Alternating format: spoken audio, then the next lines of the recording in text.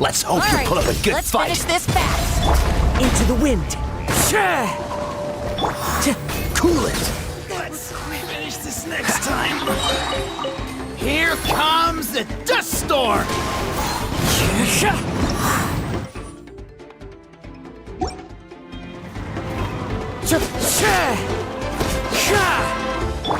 Dodge this.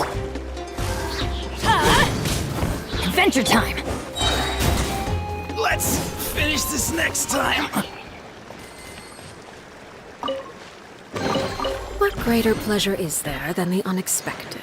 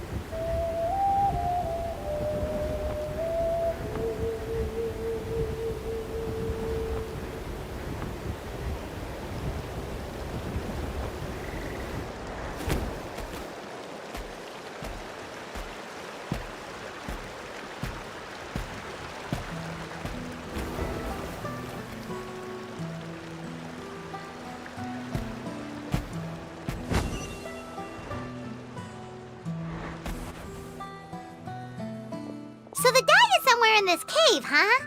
This is as far as I can take you. Only the appointed ones may proceed from here. Why's that? Kind of a long story. Apparently, there's a certain fruit that grows in this cave, the juice of which can be processed to make an excellent dye. Many years ago, our ancestors set out to make a series of ambitious works of graffiti art. They selected this cave to make them in, presumably due to the availability of the dye. However, they didn't want anyone to see their work before it was completed, and so they sealed off the entrance to control access. To bypass the seal, you have to have mastered the art of color perception, or something like that. Oh, right. The strange thing is, our ancestors never removed the seal even after they finished the graffiti art. Since it was sealed off, the only person who's been inside is the great shaman, Huitzilin, and that was 300 years ago. According to her, the artwork tells the story of a hero by the name of Kuntur. But I digress. Sorry, I'm a big fan of graffiti artwork. Once I get talking, I can go on for hours. So you're sure you don't want to come with us? I'll pass. I tried to get in once, but the seal blocked my way. I tried getting my Iktomi to clear it with its powers, but even that didn't work. I guess it's supposed to be a test left there by our ancestors. If you don't pass the test, you're not worthy of viewing their works of art. Aww. Don't worry about me, though. I wouldn't be joining you this time even if I was able to get in. Unlike our chief, I don't have the guts to challenge our traditions. This task is specifically appointed to someone by the Iktomi Elder.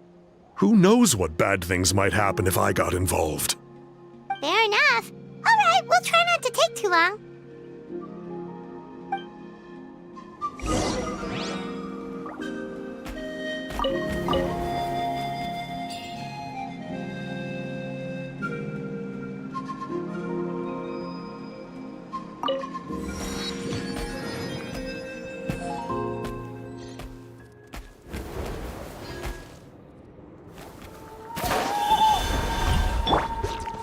Light it up!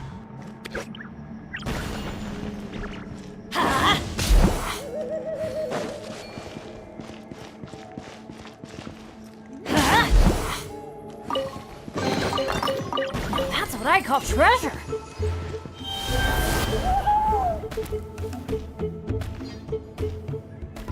Looks like there's no way past. Maybe try the same thing as before?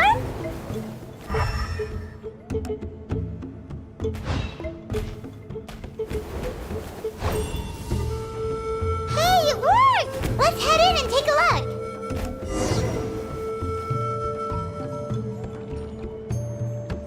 This should be the place. That fruit Toltec mentioned should be the one on the wall, right? Now the only question is, which ones do we pick?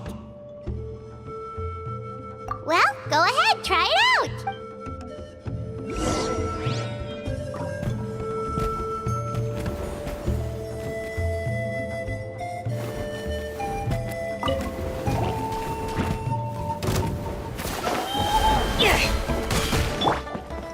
The wind knows her.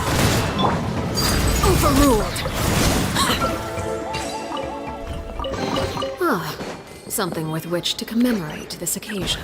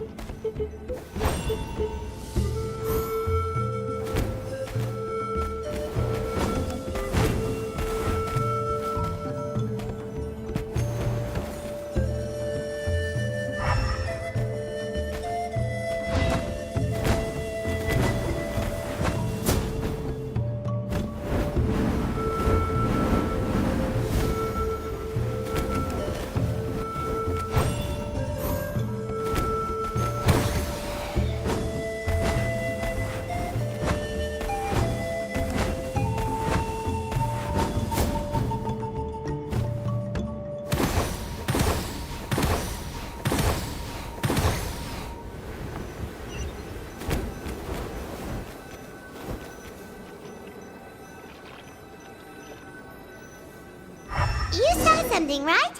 Whatever it was, grab it!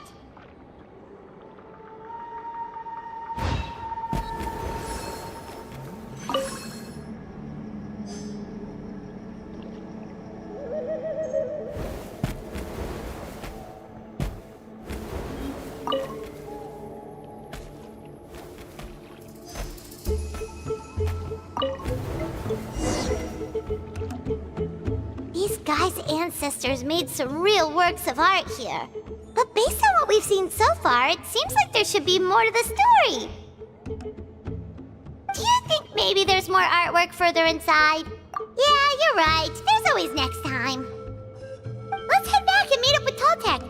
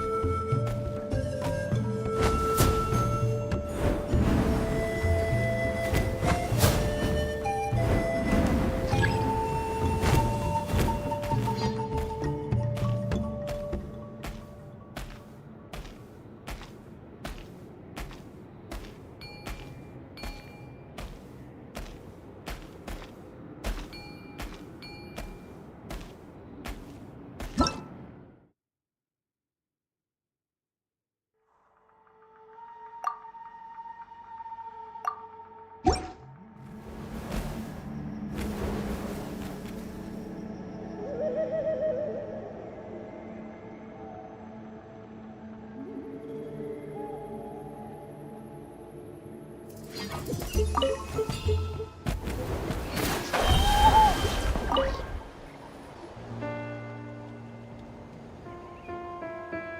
back, and we found the ingredients for the dye! Sounds like you made it through the seal then. Our Iktomisaur Elder was right about you. It's getting late. Follow me. I'll take us back.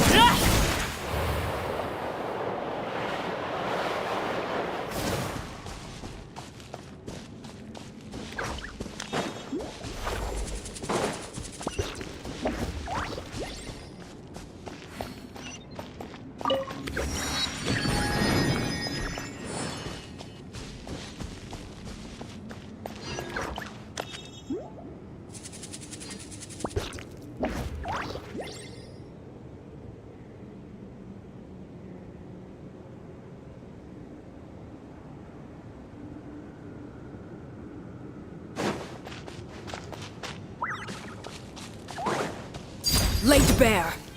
Let's light it up! Freeze!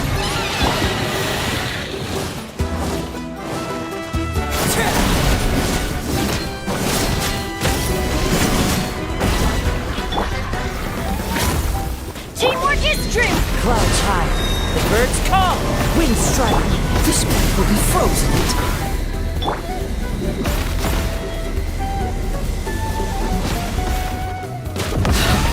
Wanted my full attention, did you?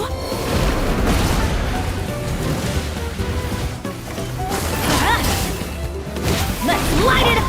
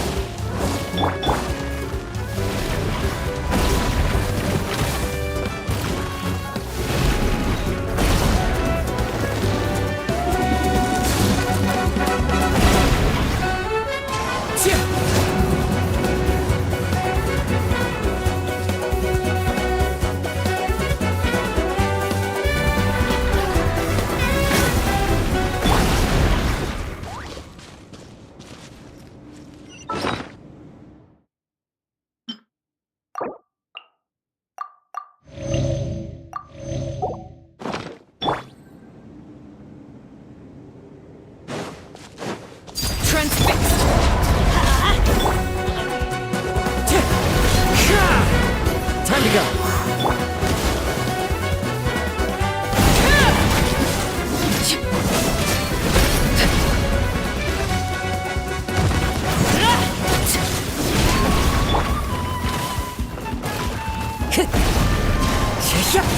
Dodge this. Laid bare.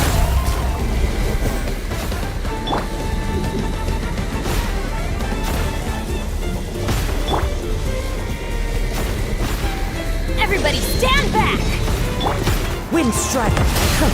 No, that never again.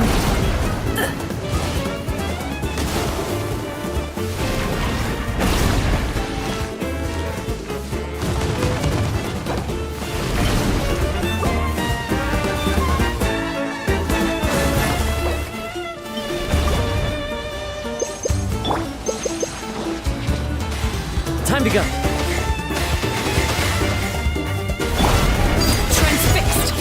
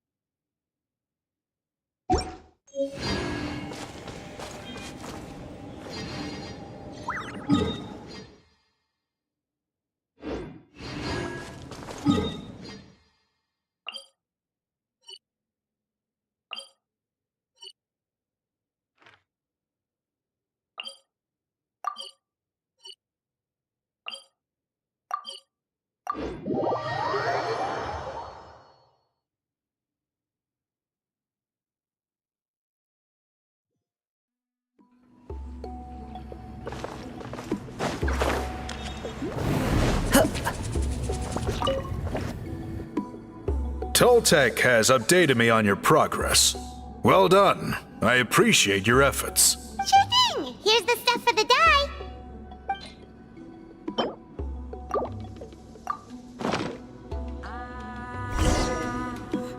I see. Yes. This is certainly a very different substance from typical dyes. Okay, now let's try our hand at making some samples. The fabric is ready for testing. Got it! Please come with me.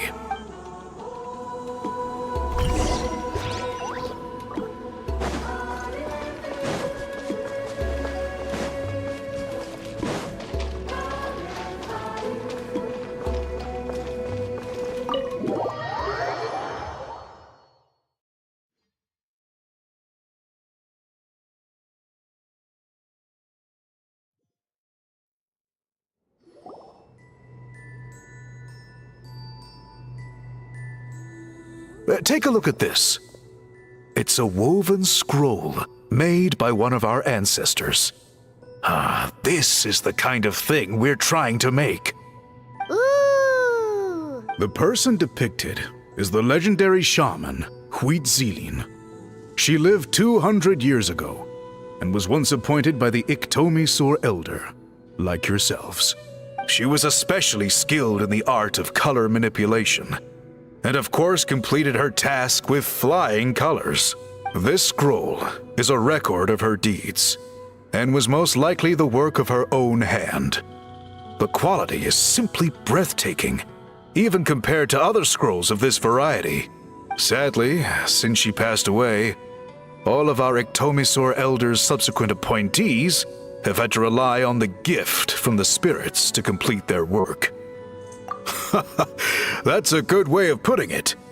My only quibble with your phrasing would be, it's not just me, but us. Now Paimon's getting excited.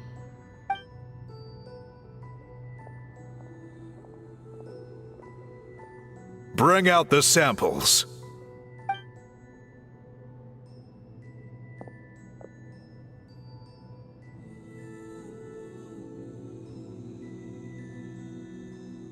Now, as I mentioned, the dyeing process is a little complicated, but I am confident you will manage. Just make sure to follow my instructions carefully. The pattern has already been sketched out on the sample, so you just need to dye each block with the correct color. But you'll need to wait for the dye to fully soak in between each step to make sure the colors don't run.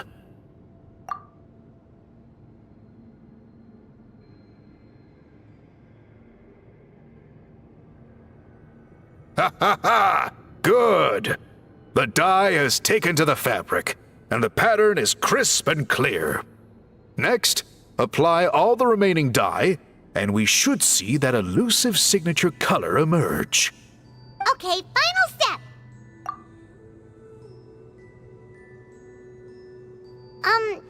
Did it work? Paimon doesn't see it.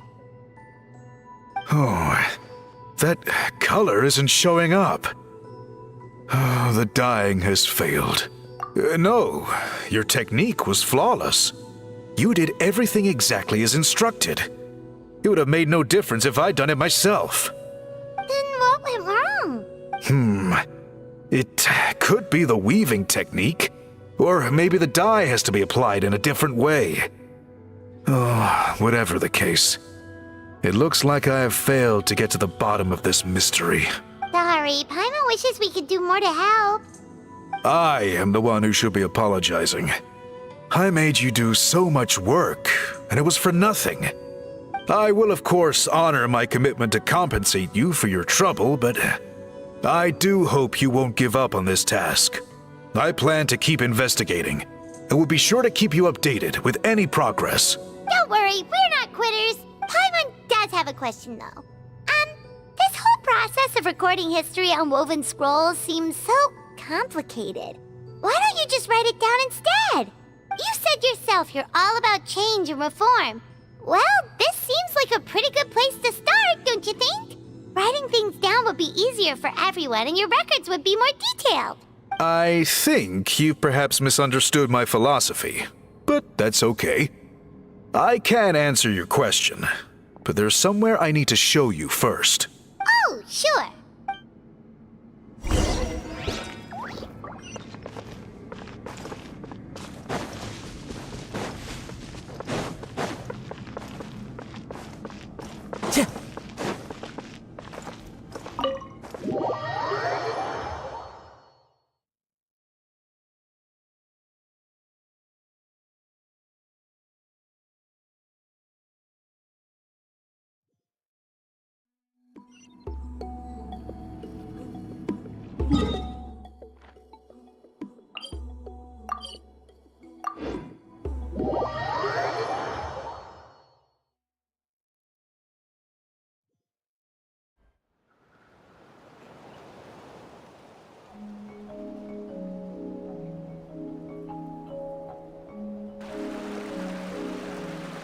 Cool. Look at this view. What do you think? It's gorgeous! Now, try looking a little further. Whoa, that graffiti! In all the years since the founding of our tribe, those colors have been with us every step of the way. It is true that I seek to bring new life to this ancient tribe through change and reform. But I also understand there are certain foundational things that we cannot afford to throw away. The foremost of these is the way we record our history. Oh, that makes sense. Since the very beginnings, our tribe has always sought to bring color to history. And I have a deep sense that this is one part of our heritage that we should not give up. So, whatever it takes, I must find a way for us to continue producing our traditional woven scrolls. You're completely right. Paimon's sorry for what she said earlier. It was out of line. It's quite all right. I'm just grateful you're able to understand where I'm coming from. Then let us hope that when we next meet, we succeed in reviving this tradition.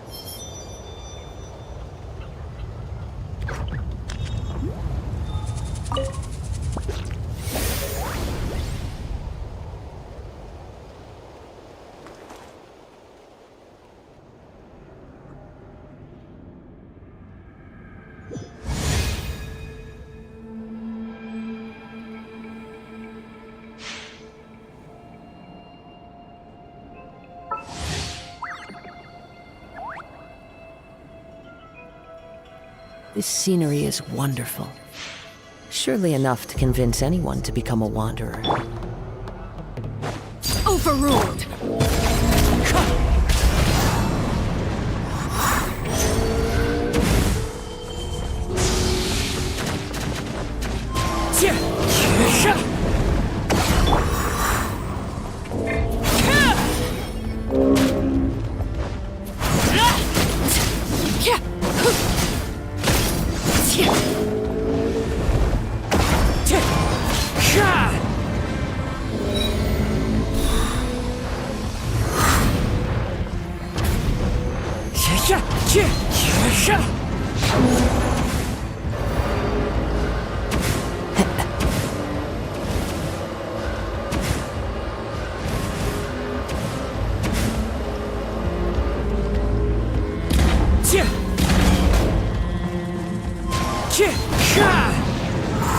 Transfixed!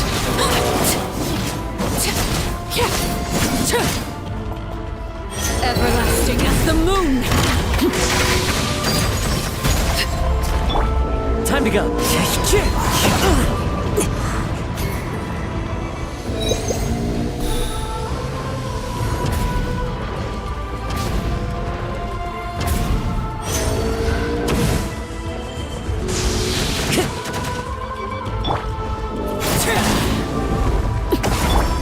I'm going in!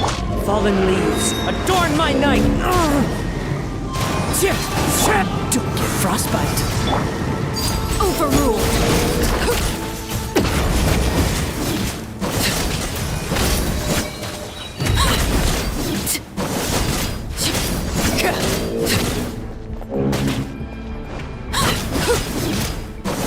Laid bare!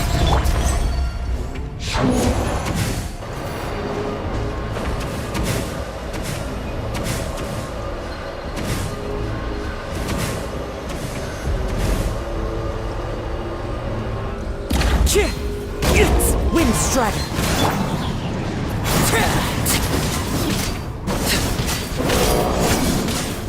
Overruled!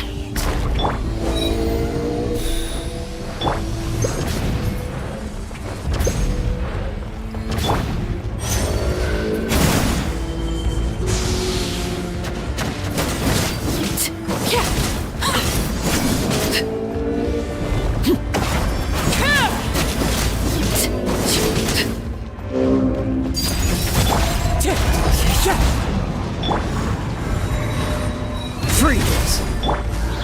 Witness my rise! Transfixed!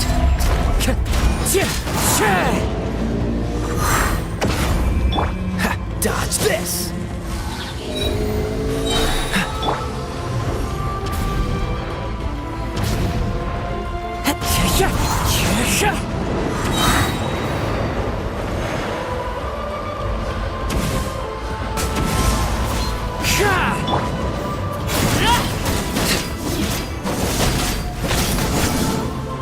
Laid bare!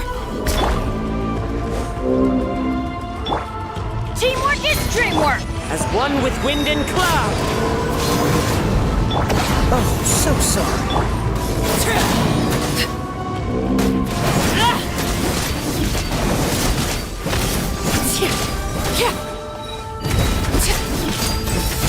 Windstrider! Time to go.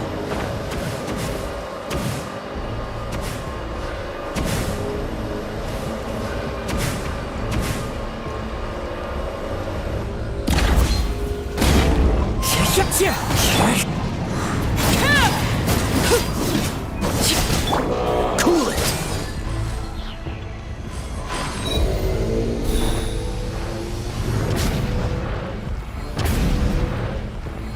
Dodge this!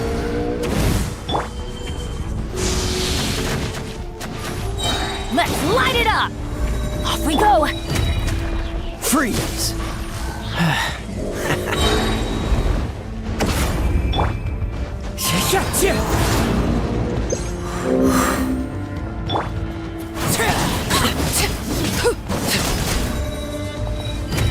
Overruled!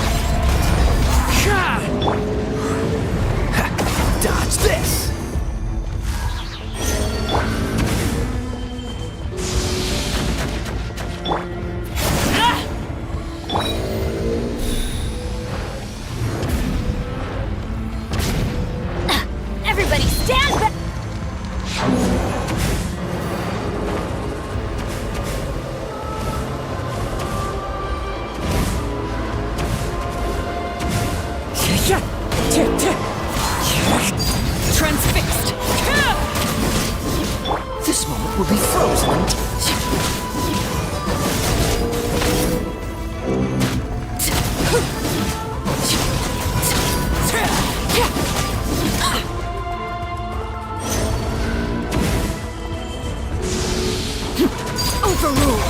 This is where you fall. Transfixed.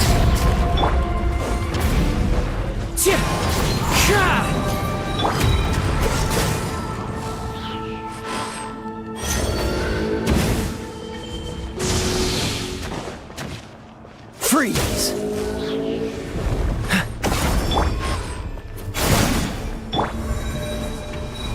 Cool it!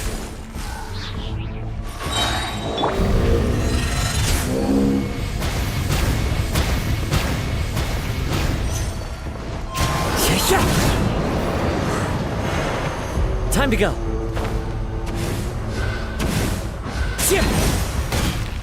Teamwork is dreamwork. Fallen leaves, adorn my nights, wind strike.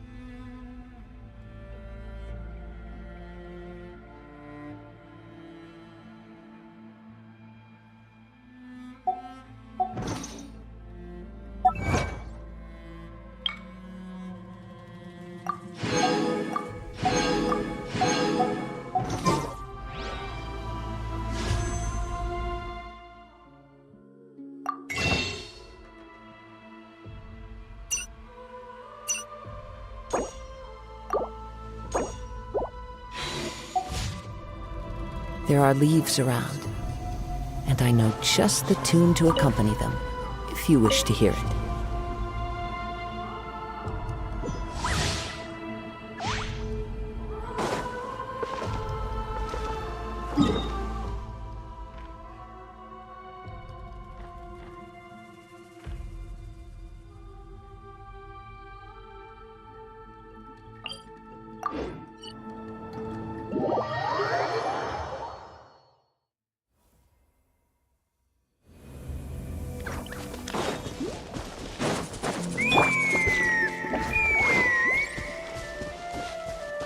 Huh? What's that sound? Seems like it's coming from that bridge.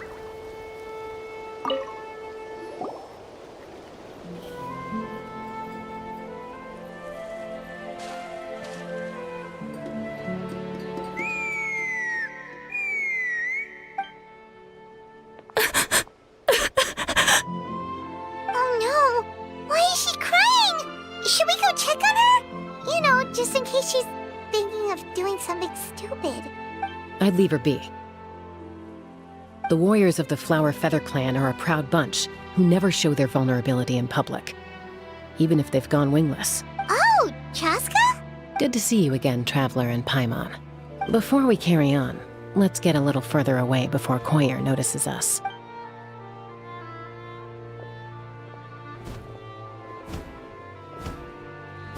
So, that girl on the bridge, Koyer, you said? Should she really be on her own right now? With the mental state she's in, it just seems risky. Don't worry. That's exactly why I'm here. Elder Alpa sent me to keep an eye on her. If she does attempt the unthinkable, I'll swoop in and catch her. I doubt it'll come to that, though. She's a fighter. A warrior, in fact. One who aimed for the sky. However despondent she might feel now, I'm confident she'll get through it. Well, in the Flower Feather Clan, there's an elite flying squad made up of Kukasaur riders, but it's an extremely selective squad. To become a rider, you need to undergo a trial where you not only demonstrate mastery of the relevant skills, but also win the approval of the Kukasaurs. Very few candidates make it through the process. Koyer has spent years training for her most recent attempt, but unfortunately she didn't pass. So it's not hard to see why she's so upset. Sometimes, after multiple failed attempts to pass the flying tests and win the Kukasaur's approval, people get so disheartened that they give up on their dream to soar the skies. They resolve to quit trying for good. We call those people the wingless. Do they get expelled from the tribe? What? No, of course not. They're still prized warriors. We have a saying, just as the Kukasaur treasures every feather on its body, so the tribe treasures each one of its children. This hits even harder in the wake of the war. All of our young warriors carry the future of our tribe on their shoulders. Besides, every Kukasaur falls from its nest before it learns to fly. It's practically a rite of passage. Likewise for the wingless, we always hold out hope that one day, when they're ready, they'll rekindle their dreams and keep trying. Until then, all we can do is quietly watch over them from a distance. Just like I'm doing now. Ah, okay. Paimon hopes she'll get back on her feet soon. Well, from the sound of her whistling, her confidence has been seriously shaken. No Kukasaur is going to respond to a call that sounds like that. Yeah, people from my tribe call to their Saurian companions by whistling or blowing a horn. So it sounds like Koyer was trying to summon a Kukasaur to practice her flying. But the Kukasaurs are an even prouder bunch than our warriors. They would never respond to a lackluster whistle like that. First she failed the trial, and now she's struggling to even summon a Kukasaur. That's only gonna hurt her confidence further. And getting trapped in that vicious circle is the kind of thing that'll make people go wingless. Surely there must be something we can do to help. That's very kind of you. Koyer's flying skills are up to par, but mentally she's stuck in a rut. If she wants to return to the sky, she has to overcome that for herself. I'm going to lay low nearby, just in case she takes a turn for the worse. Let me give you a tour around the tribe once this is all over.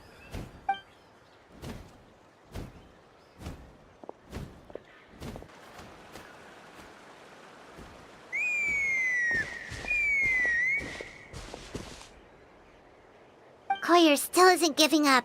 Even though Chaska said that she has to do this by herself, Paimon can't help feeling like maybe we can nudge her in the right direction.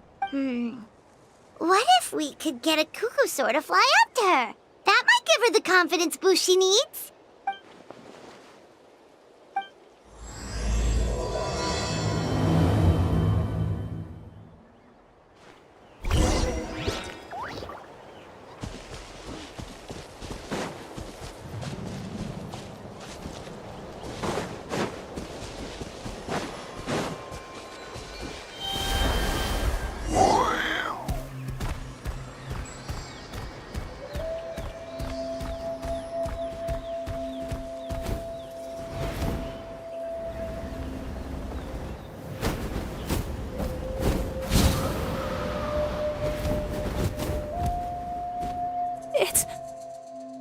It's a Kukasaur!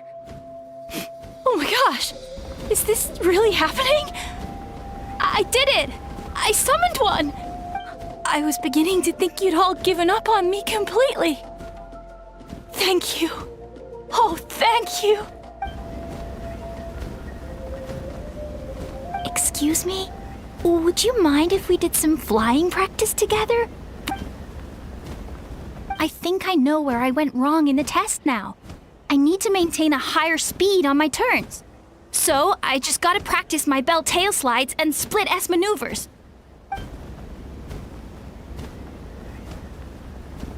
Also, I really want to try some stall turns and cobra maneuvers.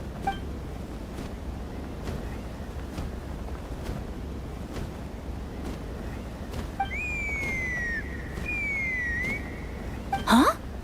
That sounded like a whistle. Is someone else trying to summon a Kukasaur? Hey! Wait! Wait!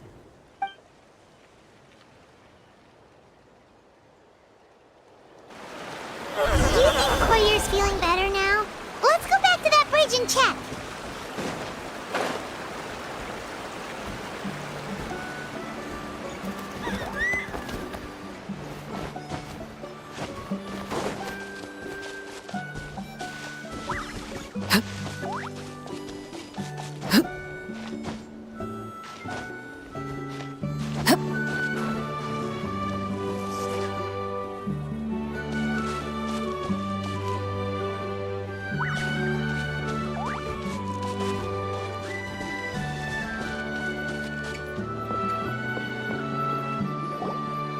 Chaska! I summoned a Kukasaur! They do still respond to me after all! Although, unfortunately, someone else summoned it away again before I had a chance to go for a flight. Oh, really? That is unfortunate. But if you can do it once, you can do it again. Keep at it, and you'll pass the trial eventually. You're right. You know, I almost thought about giving up, but I'm glad I didn't. Hey, Chaska, how's Koyer doing? Huh? Who are you? And how do you know my name? These are my, friends. The Traveler and Paimon. You came up in conversation the other day because I was telling them about up-and-coming warriors in our tribe. Oh, the Traveler, huh? So that's you. What do you mean up-and-coming? I'm closer to being wingless than I am to passing the trial. Anyway, we haven't met before, have we? You look so familiar somehow. Maybe you saw him in the stadium?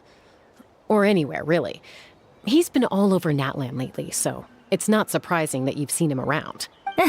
If you say so. Koyer, Chaska.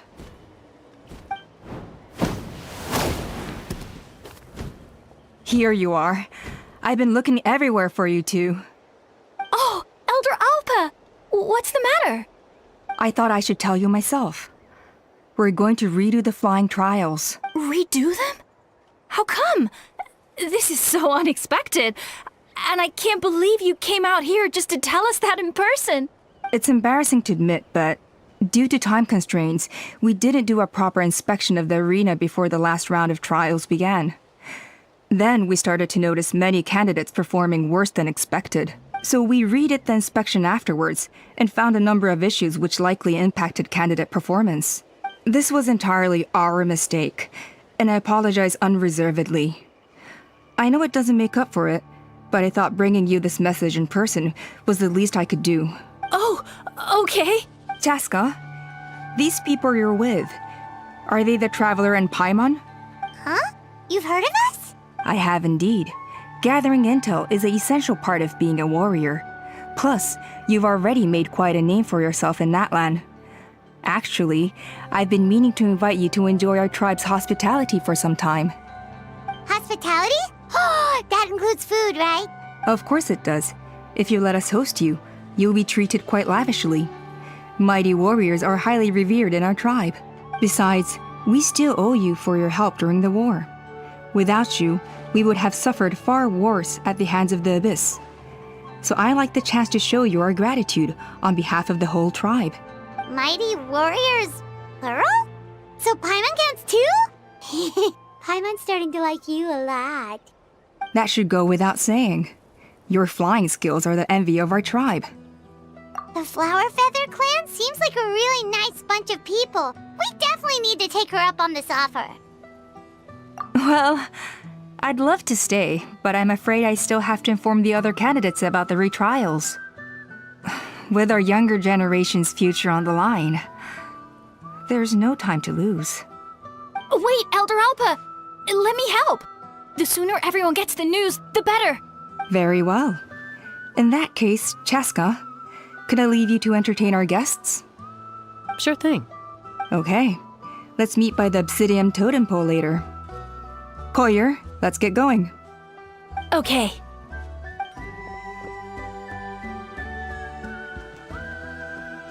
All right, they're out of earshot. I'm just gonna come out and ask. That Kukasaur who responded to Koyer's call, that was your doing, wasn't it? I grew up with these creatures. I could tell something was off the second I saw it. His whole demeanor seemed less like a Kukasaur and more like, well, you. So I figure you must have been pulling the strings somehow. He looked very flustered when Koyer asked for a ride, so I whistled to give him a chance to escape.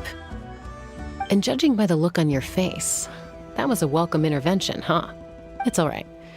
If you'd rather your hidden talents remain hidden, I respect that. I won't press you for answers, and I'll keep my speculations to myself. You're the kind of person I'd still trust even if you had superpowers. I know you'd use them for good. I think the ends justify the means in this case. She just lacked confidence, and you helped her resolve her internal conflict. If you hadn't intervened, I likely would have gotten my mom to help out instead. Although, having said that, there's a small chance she might have recognized her and seen through the whole thing. That would have done more harm than good. Yeah. Anyway, if you're free now, how about I give you that tour I promised?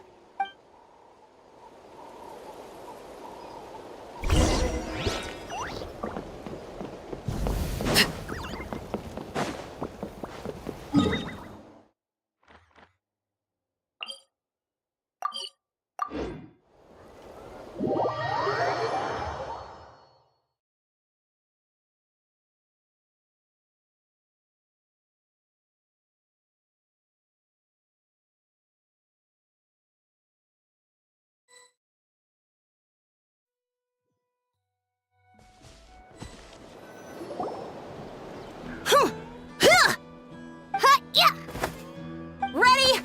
I'm gonna get you! Uh-oh. Are they fighting? Should we try and break them up? They're fine.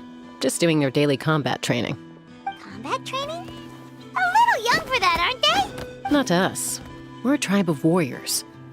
In ancient times, we were the most elite troops in the nation, responsible for patrolling and defending all of Natlan.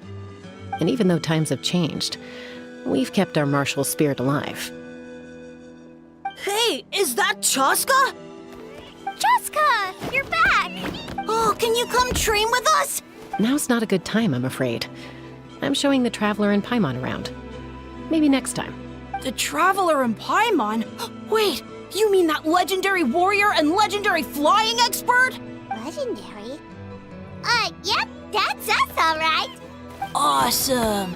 It's so cool that you can fly without having to ride a cuckoosaur. Even Chaska could only do that for short distances. Mr. Traveler, can you teach me some cool sword tricks? Oh, Mr. Traveler! My family shop makes the best volcano cake. You gotta try it! Let's behave ourselves, everyone. These people are here as our guests. They're going to meet Elder Alpa in a few minutes anyway. Kotini, instead of being jealous of other people's talents, why not work on developing your own? Kapak, there's no point in trying any cool sword tricks until you've mastered the basics. Have you done all your sword drills today? And Yatlan, easy does it, okay? Not every conversation has to turn into you plugging the family business. Okay. Sorry about those kids. They just got overexcited when they heard your name. I hope it didn't bother you too much. This is a volcano cake that Yatlan forced into my hands. She said to think of it as an apology gift. Whoa, it smells amazing! Traveler, you want some? That's good. Yatlan will be thrilled. By the way, Chaska, those kids really adore you. You're way better with them than Paimon expected. Paimon figured you'd be more... aloof, maybe? Aloof, huh? Well, to be fair, there was a period when I was like that. Around the time when I first joined the tribe. But it's a terrible attitude to have as a peacemaker. It tends to turn situations that could have had a peaceful resolution into a stalemate that can Yep, exactly. As long as other options are available, I try to avoid that at all costs. Someone once told me that peace imposed by force will crumble in a matter of days. But peace achieved through genuine dialogue actually benefits both sides. Even if sometimes the parties are only willing to negotiate because they're both armed to the teeth. That's true. Hey, Chaska! Uncle Cusco knows you're back, and he's coming to get you. Oh, thanks. Traveler, Paimon. Gotta dash. I'll meet you at the totem pole up ahead. You can't miss it. It sticks out like a sore thumb. Wait, are you running away? First rule of conflict resolution? Grab the fan and run before the you-know-what hits. Trust Chaska to make even running away sound cool. Sorry about this. Just stall him for me, okay? I'll explain everything later.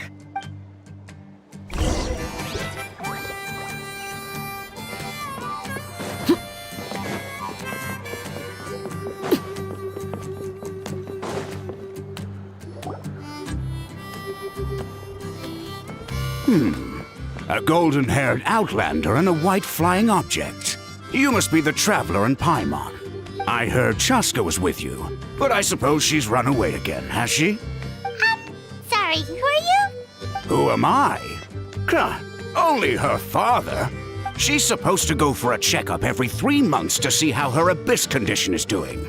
We both agreed on it. But she's already missed 3 checkups this year. That's 3 out of 4. Yes, she got exposed to abyssal energy as a young child. Then her birth parents abandoned her. It's lucky those wild cuckoosaurs found her when they did, or she wouldn't have made it. They took her under their wing and raised her as one of their own. Eventually, some riders out on patrol spotted her and brought her back to the tribe. But she was practically feral at that point. The moment you took your eyes off her, she'd be getting herself into a fight. Or she'd run away to be with the Saurians. That must be the aloof period she mentioned, right? We later discovered that her exposure to the abyss had planted seeds of conflict in her heart. So, we started trying to bring it under control. But ultimately, she's the only one who can control it. Anyway, she's much more human these days. Yeah, don't worry about her. She seems pretty stable to Paimon. She's probably only avoiding the checkups because she thinks it'll stop you guys from worrying about her. Yes, I'm well aware of that. She knows she needs to be careful. If her condition ever took a turn for the worse, she wouldn't be brushing it aside like this. It's just, every checkup she's been to, they find new cuts and bruises. Nothing to do with the abyss, of course. Oh no, that's all fine. The problem with her is, she's her own worst enemy. She's been living dangerously again. I'm sure of it. That's why she's avoiding the checkups. She wants to hide it from us. Yeah, Paimon can see her doing. Oh. In the past, she always had Koichi to keep an eye on her. Now Koichi's gone, and I don't want to lose another daughter. Chaska's been increasingly reckless since Koichi passed. It's like she's trying to make up for it somehow. Next time you see her, please tell her to be careful for me. Even if she doesn't want to hear it. If she doesn't want to do these checkups anymore, that's fine. I just want her to stop putting herself in harm's way.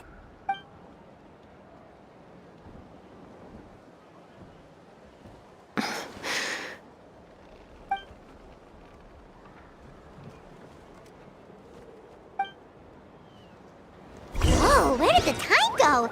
We should be back up with Chaska before it gets any later. To get to the totem pole, we need to head north, right?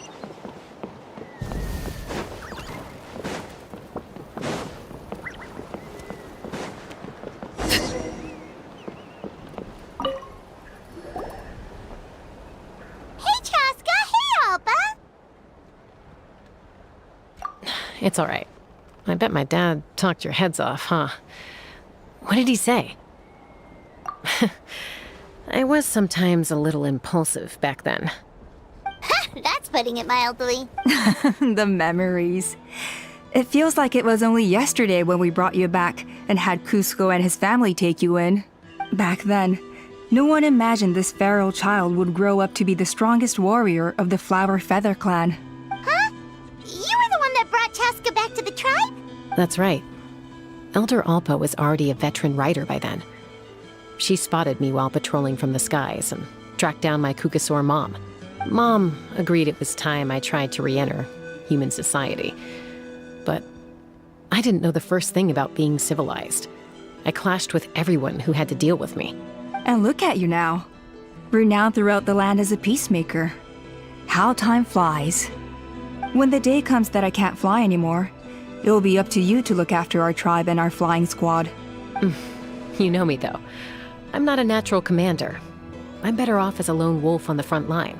So stick it out at least a few more years, okay? Give Koyer and the others time to come into their own. Oh, stop. Wait, so isn't the leader just the strongest warrior in the tribe? At least Paimon figured that's how your tribe would work. Strength is certainly a core tenet in the Flower Feather clan. But strength means far more than martial prowess alone. If it all came down to individual strength, I'd struggle to call myself a warrior, let alone a member of the flying squad. Any fighter in the tribe could take me down. Well, Sorry to disappoint you.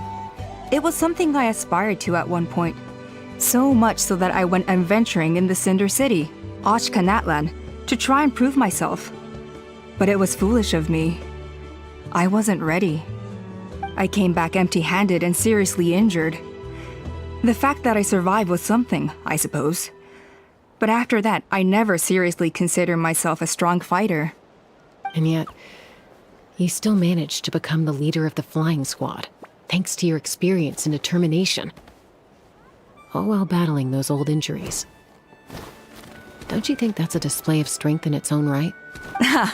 Let's shelve this discussion for now. Traveler, Paimon, there are some simple refreshments on the table. Please help yourselves. Yes! Paimon was waiting for that part! They were for the snack stomach. The refreshment stomach still has plenty of space.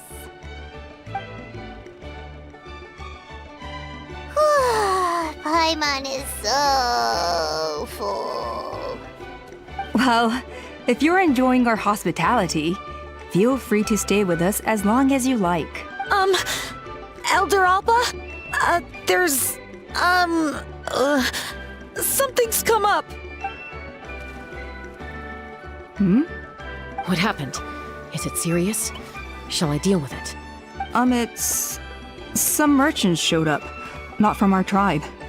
They said they're here to discuss some potential collaboration with us. Why now?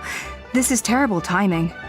There are a few wingless that we haven't managed to... Let me handle the other errands while you meet with the merchants. You shouldn't be trying to do everything at your age. You should help too. Seems only fair after all that food we ate. Huh. Well, much obliged. Cheska, the remaining wingless are all people you know. Let's see. Pishika now manages the floating target balloons. Waska's probably still addicted to Eyes on the Feathered Prize, and Junon spends her days up on the flying platform, staring at the Cinder City.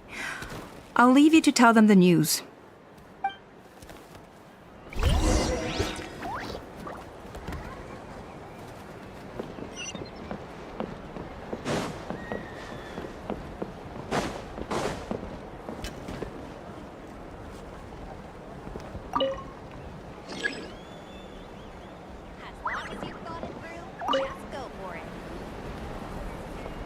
Are you sure you don't want to reconsider, Pashika?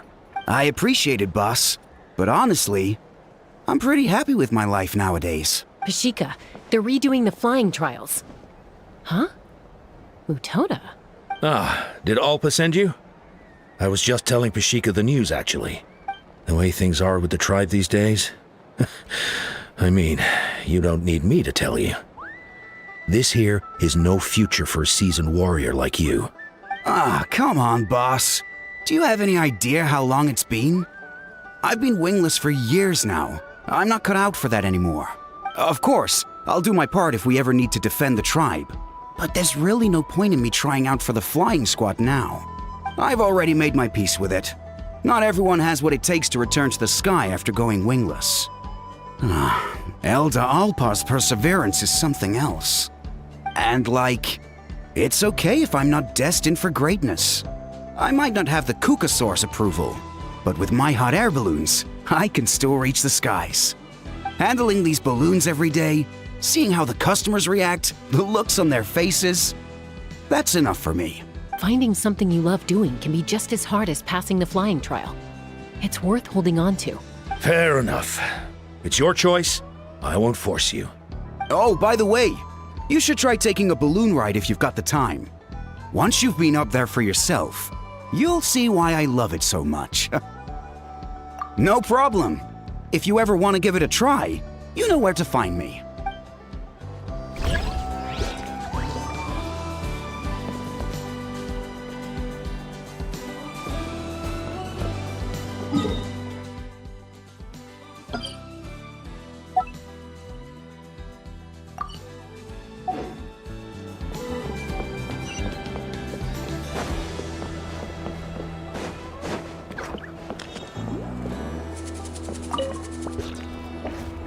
A retrial? What's the point? I pretty much treat life like it's a game. No Kukasaur's ever going to approve of that, no matter how many times I try. Huascar, I can assure you, Kukasaurs wouldn't judge you for something like that. Well, they must be judging me for something. Maybe I lack fighting spirit, or just don't have the talent. Not everyone's a natural like you. Don't waste your time on me. You'll have better luck with the ones who still have their heads in the clouds. In the meantime, I think I'm gonna treat myself to a few more games of Eyes on the Feathered Prize. Yeesh, there's Wingless, then there's being a total lost cause. He used to be a fierce warrior, actually. But fighting spirit alone won't win you the Kukasaur's approval. Are all Kukusaurs so strict? The ones in floating target balloons and Eyes on the Feathered Prize seem pretty chilled out. It's one thing to hang out and have fun, but quite another to take to the skies with a human life on your back. Giving a ride to someone who's unqualified endangers not only the rider, but also the Kukasaur themselves. If the rider makes a mistake, they both suffer the consequences. So we have a mutual understanding with the Kukasaurs.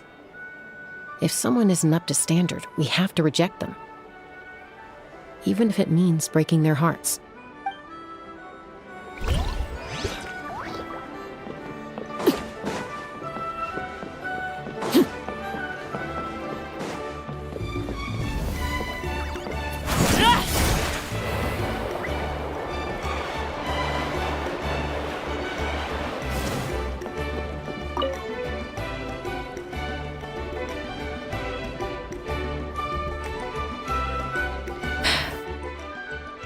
Hey, Junan. Gazing out at Ochkanatlan again? Chaska? What are you doing here? Is something up? The flying squad is hosting retrials again soon. Want to give it another try? Maybe you're forgetting the definition of wingless. I've failed so many times already that I've decided to call it quits for good. I'm done. Elder Alpa always goes out of her way to come and tell me when a new trial is coming up, and it's nice of her to think of me. But nothing's gonna change. I'm not going to suddenly pass just because they're holding another trial. They're making some big changes to the arena this time, so the flying experience should be smoother than before. Koyer's gonna try again. No, forget it. If I was genuinely good enough to make the squad, the location shouldn't affect my chances. A true rider can fly confidently whatever the conditions, like you and Elder Alpa. Junan! They're redoing the... Huh?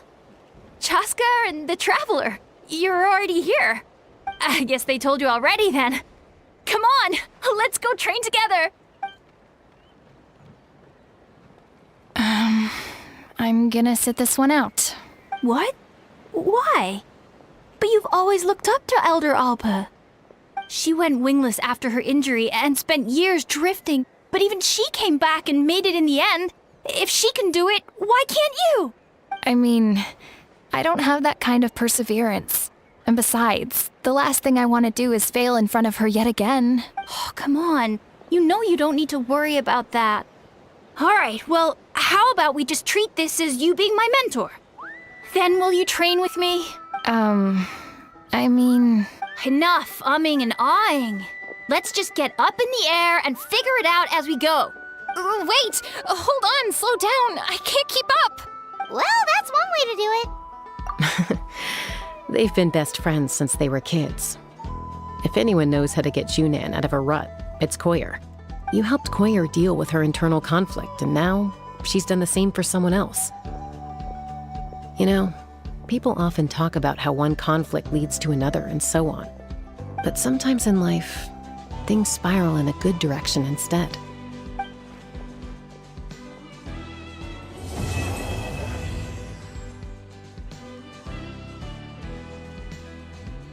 We've notified all the wingless on the list now, right?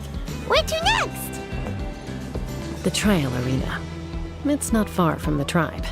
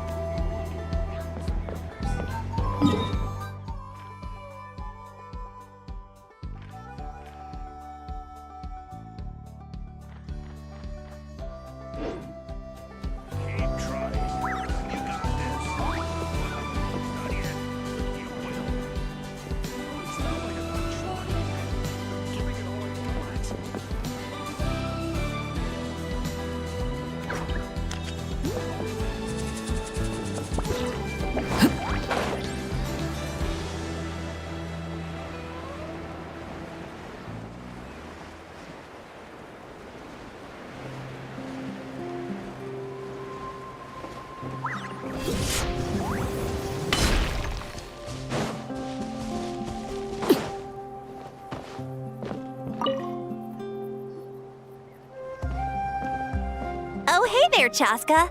Did Elder Alpa send you? Yeah, she's got other things on her plate right now. How are things looking here?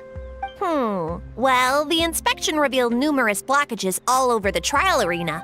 It looks like they're the result of ley line disorders caused by repeat abyss invasions. Theoretically, we just need to clear those obstacles, and the arena will fill up with gaseous phlogiston again. But that's proving difficult to achieve in practice, for all sorts of reasons. Why don't you head on down and check things out for yourself? Feel free to ask the staff for more details.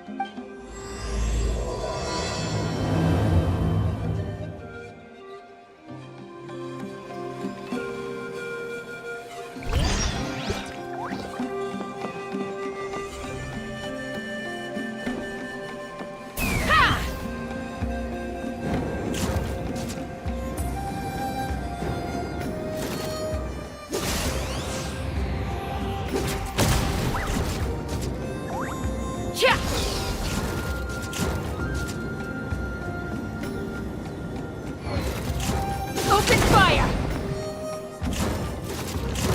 Hey! Monsters!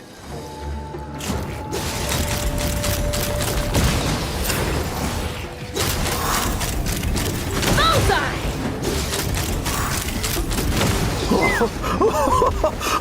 I thought I was done for. Oh, this spout should be good now. Thank you very much.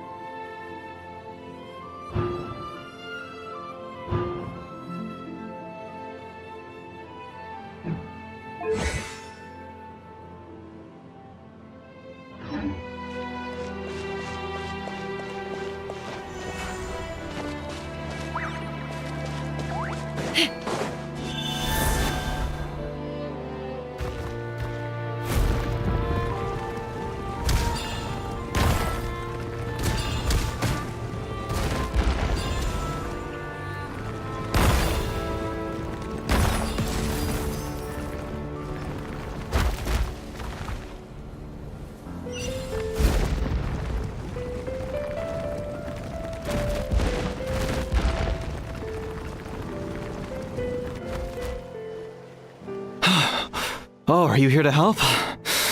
So the blockage here has to be cleared using... If I dropped it or slipped and fell, I'd be blown to bits in an instant. All I need now is for someone else to strike... What do you think? Simple enough. Huh? Oh, that one. No, I've got no idea who that belongs to. Or how they got it up so high. I just wish I could... I'll head over and set up now.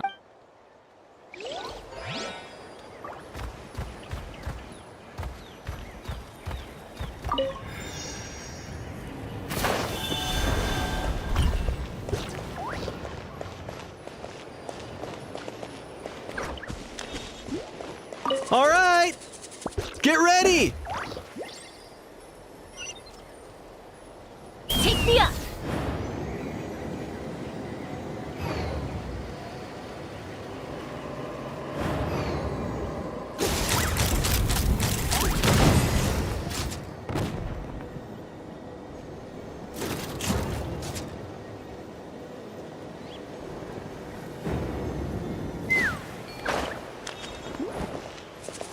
All right, get ready.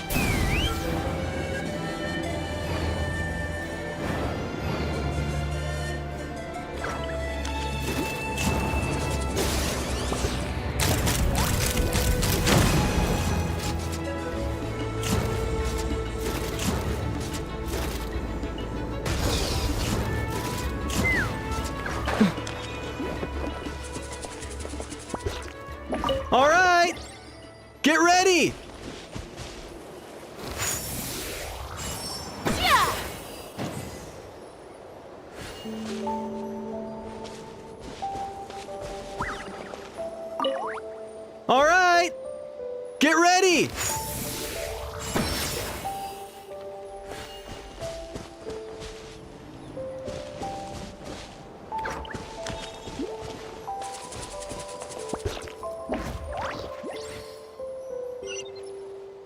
All right! Get ready!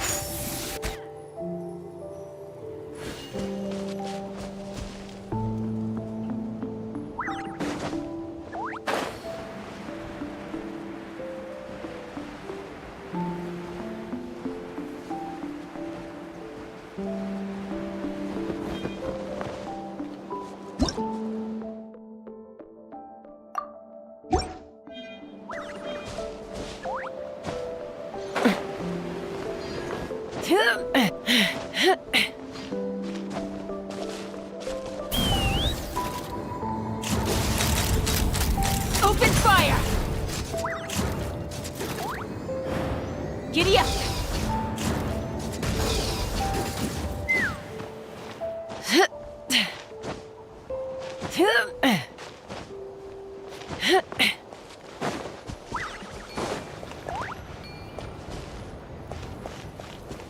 All right! Get ready!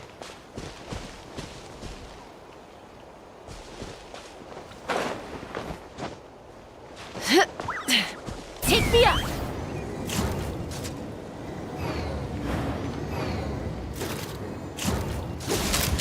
Open fire! The gaseous phlogiston is being replenished. Looks like all the spouts have been unblocked. Let's head back up.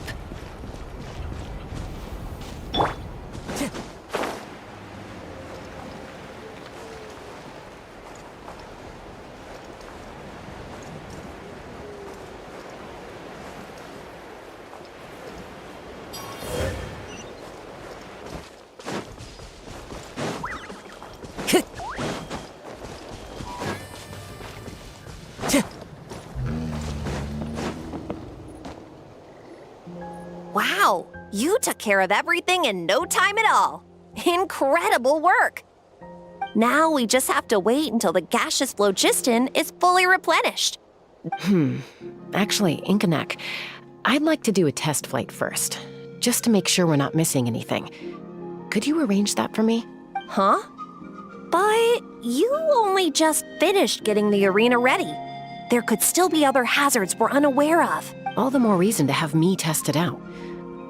Think of it as another inspection. I guess you're right. With your flying skills, you won't be in any serious danger, even if there are hazards we overlooked. The conditions in this area seem a little unstable, but a test flight is the only way to catch any lingering issues. All right, I'll get things set up for you. Just let me know when you're ready.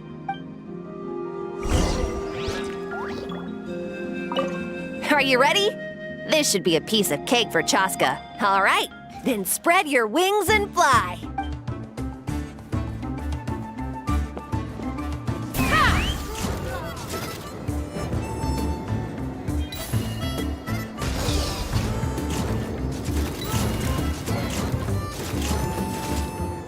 Giddy up!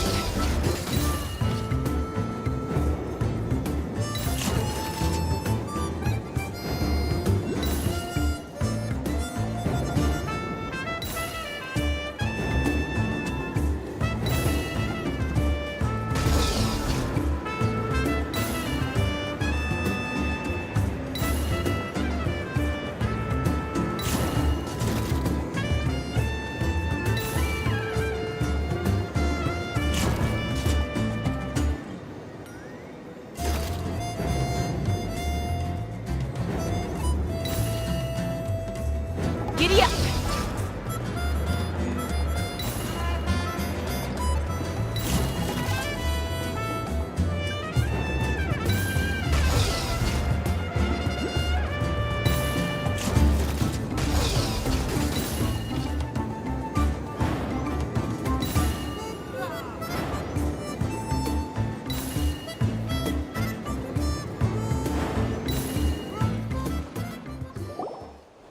That was amazing. Paimon couldn't take her eyes off you. No, nothing major. Give it a few days, and we should be able to conduct the trials. Help! Help me! You're from the Flower Feather clan, right? Please, come quick, you've got to help us! Catch your breath first. What's the situation? We got attacked by a Kukasaur. My friends are still stranded in the middle of the road with the goods we were transporting. Please, I'm begging you, save them! Huh? Are Kukusaurs really that aggressive? Do they usually attack groups of people unprovoked? Not in my experience, but there are exceptions to every rule. Let's go check it out.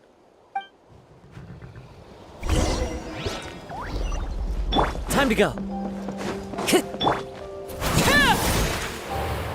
Ouch! I've never seen such an aggressive Kukusaur.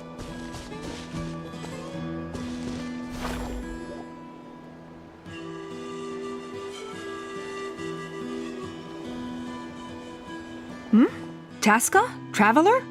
This is a surprise. Elder Alpa? Huh. So, where's this aggressive Kukusaur we've heard about? Already flew away. Looks like it backed off once it realized that reinforcements were coming. So why do you think it attacked these people in the first place? Was it after the food? No. These merchants are even transporting food. Ah! Thank goodness! The phlogiston wings are intact! Phlogiston wings. Thank you so much for coming to our rescue. These phlogiston wings are our most prized goods. If anything happened to them, it would ruin us. Wait a minute. Are you the merchants that were looking to collaborate with us? Wormy told me about you. Yeah, that's us. So I take it you're Elder Alpa? I am. You must be exhausted from your journey, not to mention shaking up from the attack. Let me bring you back to our tribe to rest. We can talk business after you've recovered. But Elder Alpa, what about the Kukasaur attack? Well, our guests here weren't seriously injured, and their goods are intact. Perhaps that Kukasaur was just having a bad day. There are so many of them around here. You'd expect something like this every once in a while. I don't think we need to pursue it any further. More importantly, how are the preparations for the flying trials going? Is everything in order over at the arena? Huh? Did you say flying trials? What a coincidence! Sounds like a perfect use case for our phlogiston wings. You'll be pleasantly surprised by what they can do. Oh, really? Now I'm intrigued. Well then, let's forget all about this Kukasaur attack for now. We have some serious business to discuss.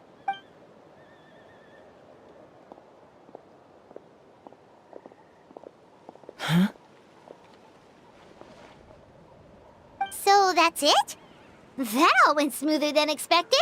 Well, guess we'd better get going. Huh? Chaska?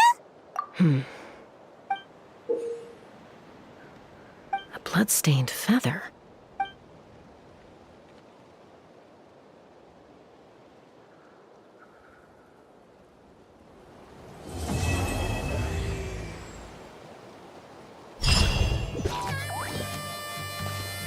The Flower Feather Clan should be about ready to hold the new flying trials by now. Let's go check it out!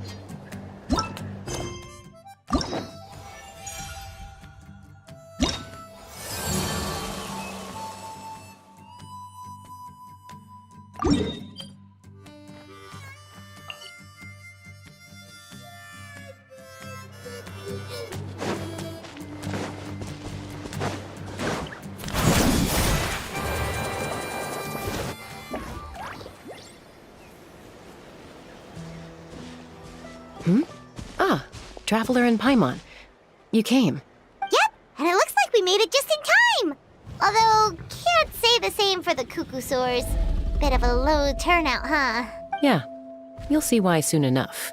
All right, get ready. 3, 2, 1, fly! Whoa! We're really flying!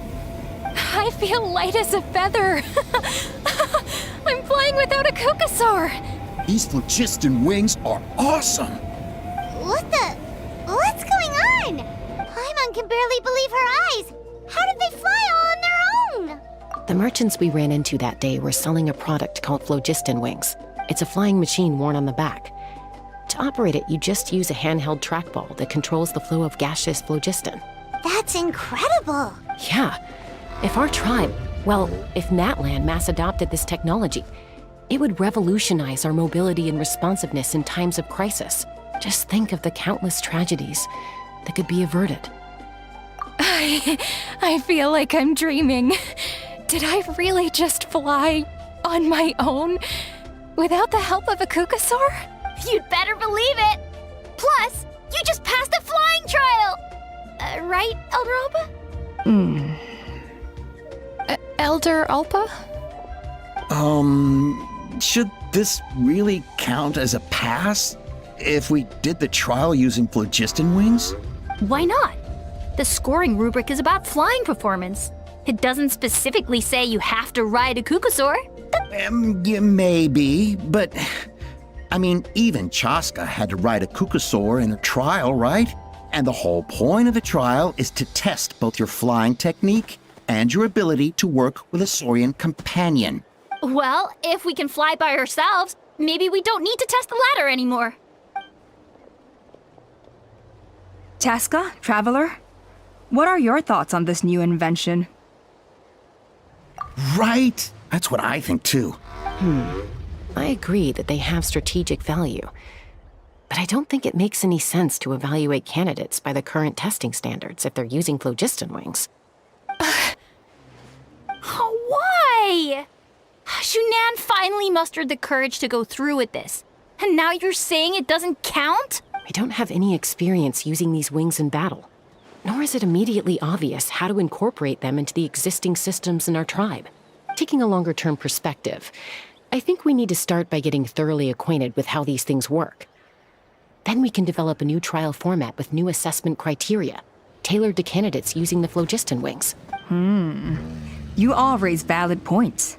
But Chaska, while your proposal sounds perfectly reasonable, it would probably take years to put it into practice. We lost so many people in that war. These phlogiston wings could be exactly what we need to strengthen our forces and boost morale in this trying time. And as for real-world battle experience, there will be plenty of opportunities to gain that. I have high hopes for you, Junon. Huh? Hey, stop staring into space! Say thank you! Oh, thank you. Thank you, Elder Alpa. You have nothing to thank me for. Remember, the way you got your wings back was by relying on yourself. Oh, Elder Alpa! Bad news! Kukasaurs are attacking the merchants again! Again? Okay, everyone, stay put while I... Huh? Chaska?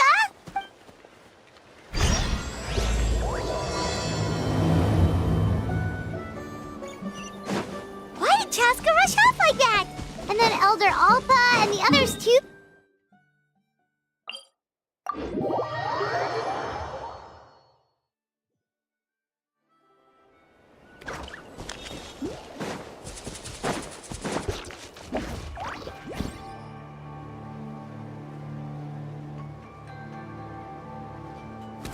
Oh, it's back! It found us again! Run! Get out of... Curses! She's really riled up this time. Hey! Stop running! We'll never outrun a creature with wings! Get back here and let's fight! Stop! All of you! Chaska! Oh, wonderful! Quick, get rid of that thing!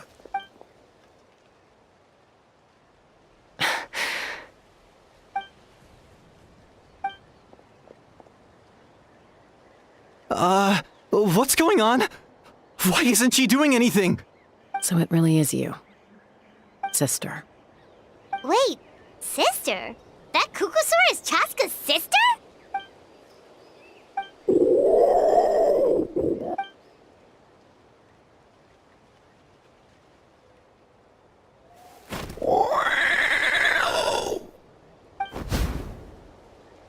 Koya, wait! Is she okay? Should we go check on her?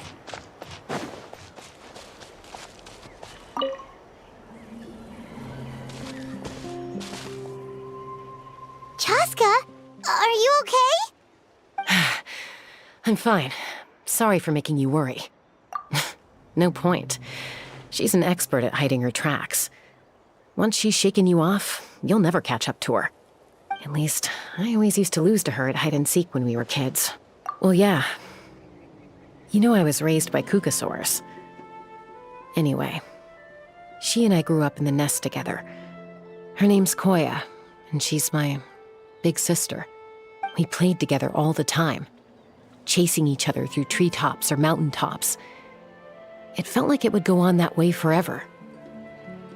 Until the day I was sent back to live with the humans. Not all kukasaurs are friendly towards people.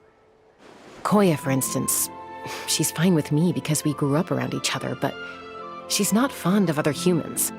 When Mom decided to send me away, Koya strongly protested, and after I left, she became more and more reluctant to interact with humans. Maybe she thinks that humans stole you away from her. It's a possibility, but in any case, we still stayed best friends at first. I had a hard time adjusting to life in the tribe. So whenever something went wrong, I'd run off into the wild and vent to Koya. Ah, so that's what Uncle Cusco was talking about. He said you seemed to prefer hanging out with saurians to your own kind back then. Yeah, I did. But then, gradually, everything changed. With a new mom and dad, a new tribe, and Koichi, I started getting curious about these humans and made an effort to understand their behavior. The more time I spent with them, the less I spent with Koya. And then, one day, it was Koya's turn to leave the nest. She sought me out and asked if I was willing to leave. As far as I can remember, that was the first time she ever approached a human settlement on purpose. So, how did you answer her? Well, I wouldn't be standing here talking to you if I'd said yes. No, I was torn. On the one hand, I'd already made up my mind to embrace my new family and accept my human identity. But I also knew that Koya wasn't a fan of humans, and I didn't want to disappoint her. She saw it as a personal betrayal, threw a huge fit, and then flew off. We hadn't seen each other since, well, until today. Not for a lack of trying, though. I tried asking Mom where Koya's new nest was so I could talk things out with her. But Koya had already asked Mom not to tell me where she'd moved to. It must be hard for Mom, being stuck between her two daughters. So I didn't press the issue. And I didn't go looking for her. If things carry on like this, I need to make sure I find her before anyone else. Even if she doesn't want to see me. For now, let's bring the wounded back to the tribe. And see what Mutota and Elder Alpa have in mind.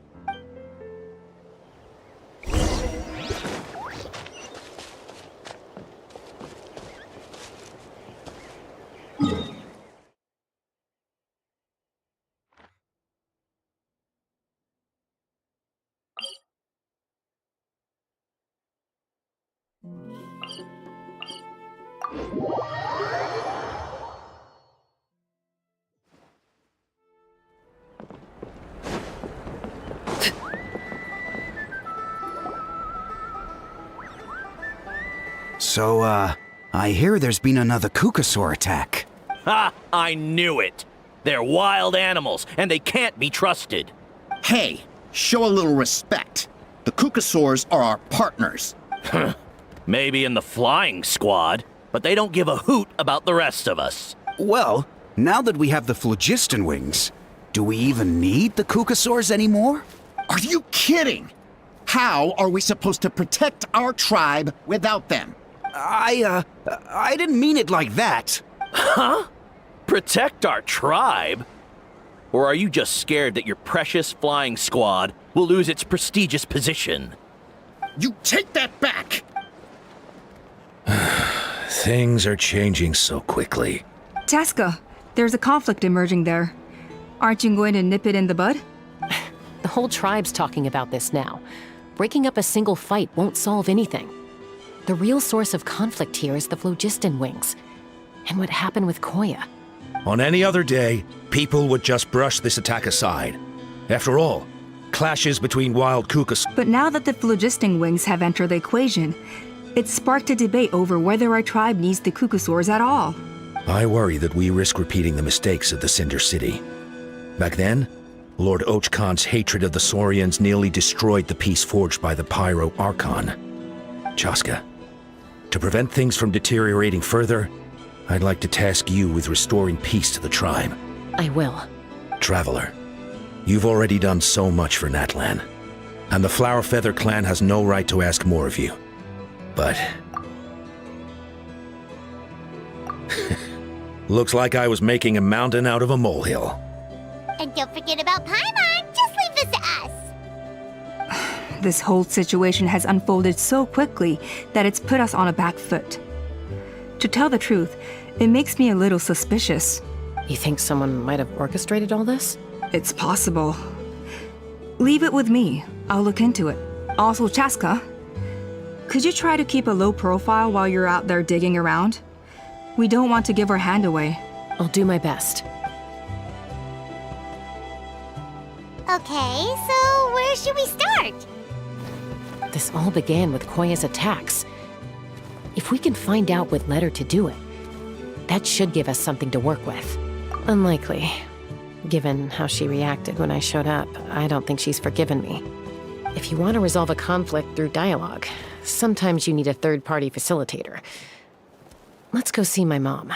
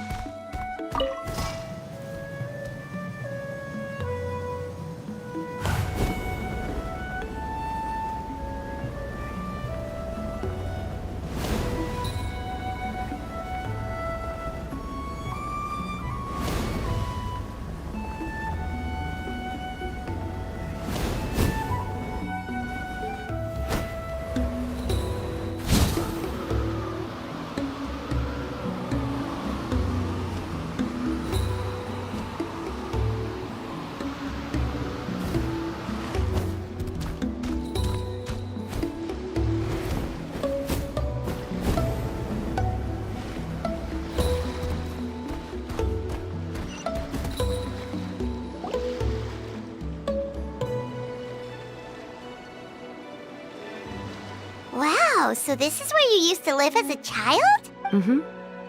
When I was little, we used to do this thing where I'd jump from the top of this tree, and Koya would fly over from the platform and catch me in midair. Or sometimes we'd both fly from the treetop together, and then after some aerial... After we got a bit older... Stop, you're gonna... Oh, really? I just thought it made a fun story. Then I'll share more with you when there's time. Anyway, back to the matter at hand.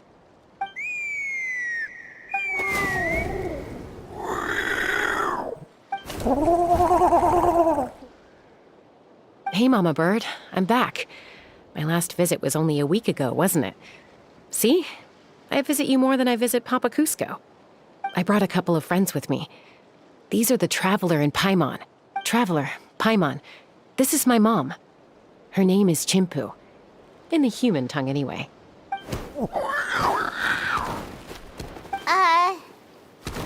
Hi! No, not really. I don't speak it as such, but I can sort of get the gist. Although only with Mom and Koya, since I spent my formative years with them. Even then, it's basically a best guess based on their sounds, body language, and expressions. Seems to work about 9 times out of 10, anyway. As for whether Mom understands me, I can't always tell. But somehow we still manage to communicate. Call it the family bond, I guess. Don't worry. I'm doing well, but I think Koya might be in some trouble.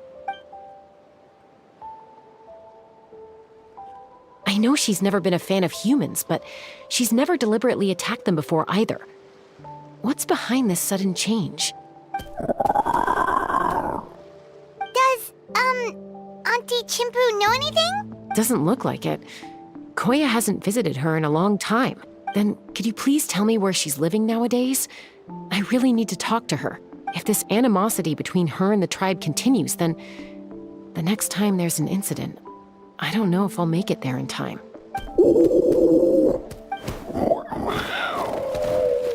She said she'll take us there. Thank you, Mom.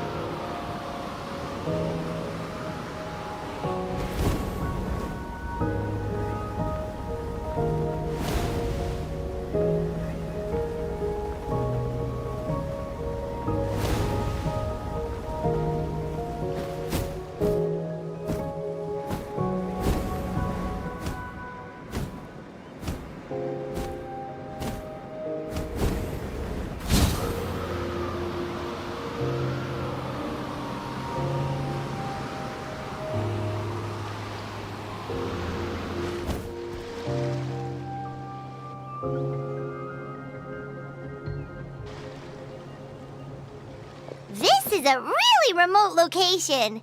Guess she was trying to get as far away from humans as possible. We stay here? Okay. Got it. Traveler. Paimon. Mom says we should stay out of sight for now. She'll talk to Koya first. Koya is very hostile toward humans right now. So if we show up unannounced...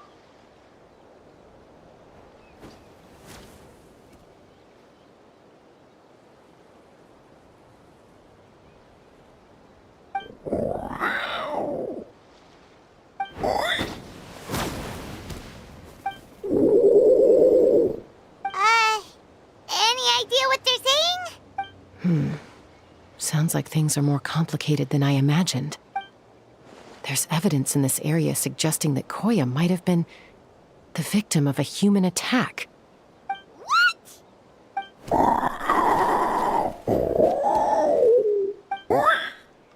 No! It's Chime, Koya's child. The attackers kidnapped her. They came over the sea, under the cover of night, and they took Chime. What the heck? Who would do such a thing? I searched day and night, and finally found them.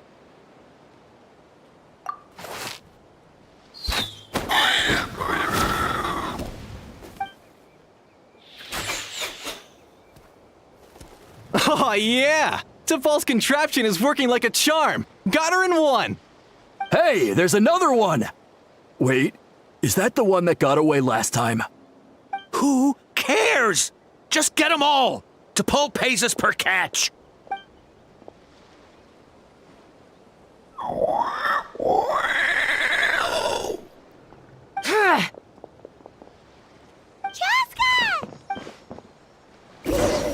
Chaska?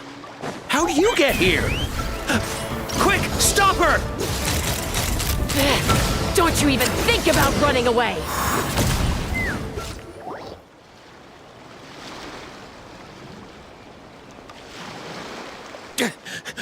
Don't come any closer, or I'll... Go, Phlogiston Wings! Take me out of here! Uh-oh, looks like it malfunctioned. This is bad. Mom and Koya are already injured. Help! Elemental energy suppresses it! Please, someone! Get back!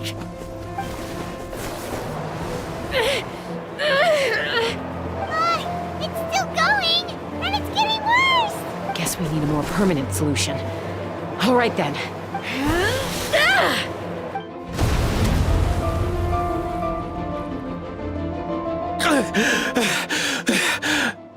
That was too close. I thought I was gonna die.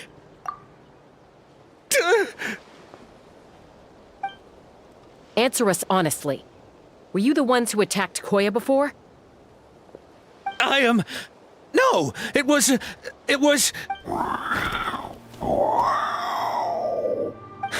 Well, she says it was you. Just tell me, who sent you here? It was to Paul. He told us to catch all the wild Kukasaurs we can find. And he also said that this Kukasaur has become a thorn in his side, so it needs dealing with urgently. To Paul? Huh. Sounds familiar. But where from? Well, he tends to send his orders in writing. He pretty much never communicates with us in person. When he does, he wears a mask to hide his face. And whenever we trade Kukasaurs for Phlogiston Wings, we deal with his henchmen. So you didn't even make those wings? All we did was slap some labels on them and transport them over here, to make them look like they're imported. To make it harder to trace their origins. I don't know, honest! Well, that's mighty convenient, huh? What about if I held a gun to your head? Would that change your answer? No need. I'm sorry. I'll tell you everything I know. T'Pol doesn't tell us much, but he always stresses that he wants them alive. So that gives us some clues. This is just a best guess, of course, but we suspect that the gaseous phlogiston stored in the trackballs is drawn directly from the Kukasaurs. What? Easy now. You're still injured. Hey, keep talking. Yes, ma'am. So, the gaseous phlogiston has to be highly refined in order to power the phlogiston wings. The slightest imperfection can have disastrous consequences, as you just witnessed. But the Kukasaurs have a natural ability to process gaseous phlogiston. So, if you use them as an intermediary, then... That's enough. So the Kukasaurs you took, where are they now? T'Pol should have them. But no one knows where he's based, apart from him and his henchmen. We've tried looking for it ourselves, even followed them a few times. But we always end up losing track of them. Random thought. Maybe they're hiding up in the sky? T'Pol.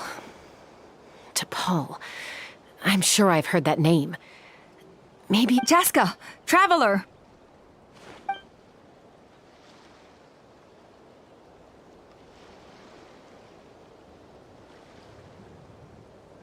That voice! It's Alpa!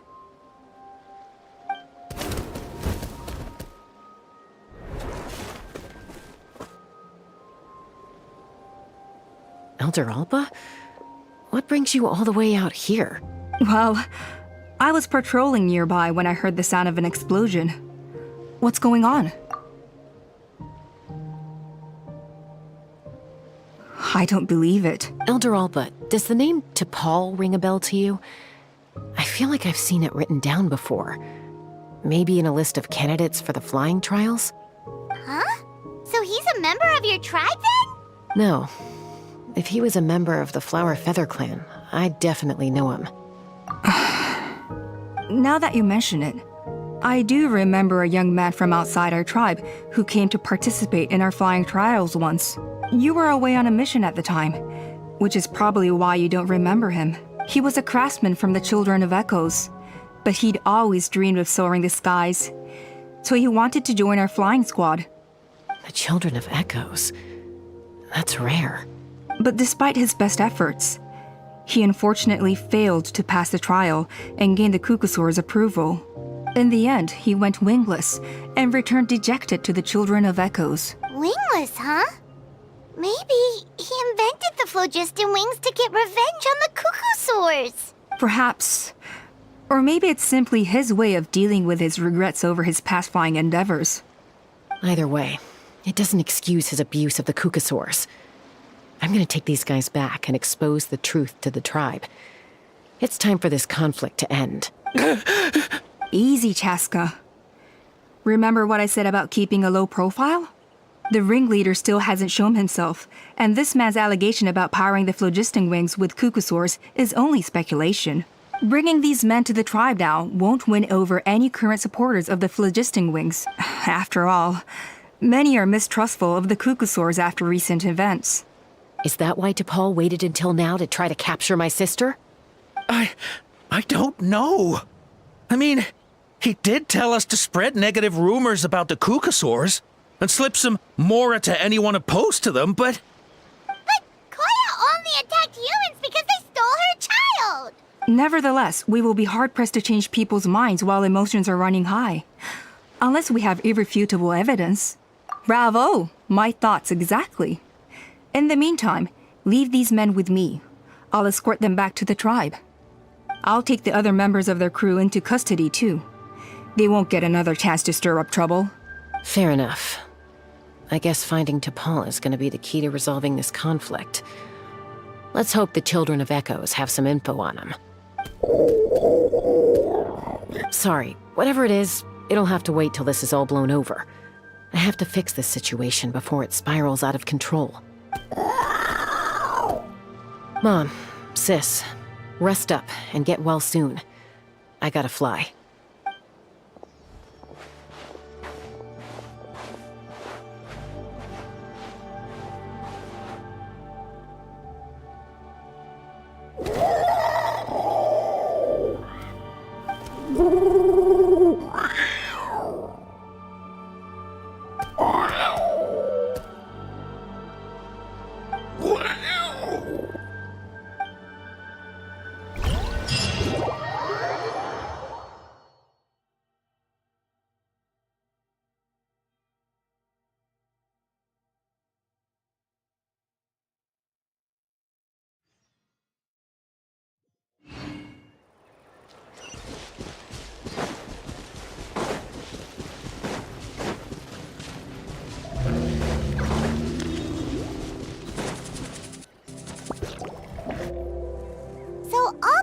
That T'Pol's from the Children of Echoes. But how do we track him down? Just ask around until we find him? Let's start by talking to someone we know. It'll be faster that way. At this time and place, I'll bet the easiest person to find is... Wakey, wakey, Shilonen! Oh, it's you. Okay, give me a second. I'll come down.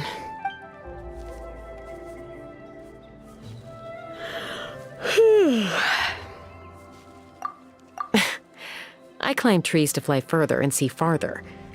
I don't usually stop for a nap.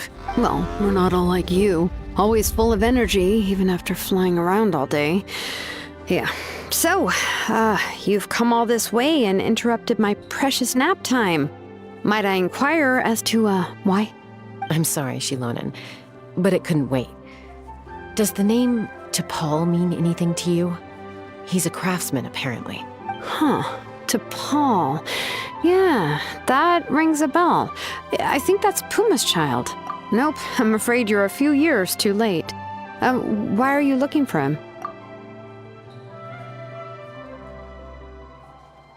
Huh, phlogiston wings. Wow, okay. The kid actually pulled it off. Well, looks like, no more rest for me today. Pulled it off? You mean he's tried making something like this before? Yeah, he started trying to build a flying machine right after he got back from the Flower Feather clan. So right after he went wingless then. Was this flying machine anything like the gun you made me? You mean your gun that's harder to tame than the proudest Kukasaur? No, he wanted to build something that allows anyone to fly freely, even if they're not naturally gifted. But he never got very far back then, though. Blew up his workshop a few times and barely made it out alive. I never really kept up with him after that.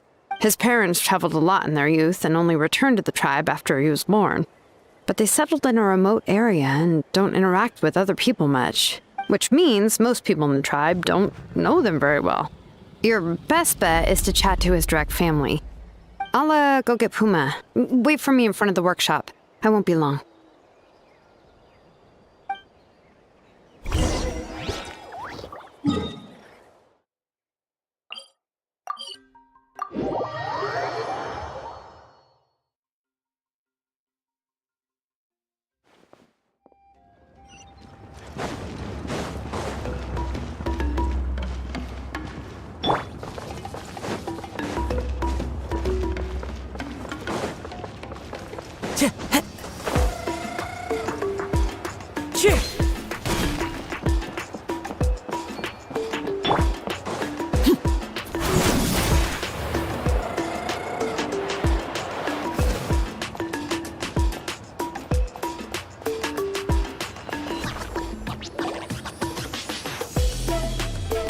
I'm back. Allow me to introduce T'Pol's mother, Puma. Hello, we're... Oh, save the pleasantries. I don't want to spend any longer talking about that boy than I have to. I disowned him long ago. He is no child of mine. All he cared about was his pipe dream of reaching the sky. Oh, we tried to talk sense into him, but he was obsessed. And then when he left us, he spouted some nonsense about building a workshop in the sky to avoid the constant criticism of us ground dwellers. He left his notebook behind. He's no son of mine. He never called me Mom anyhow.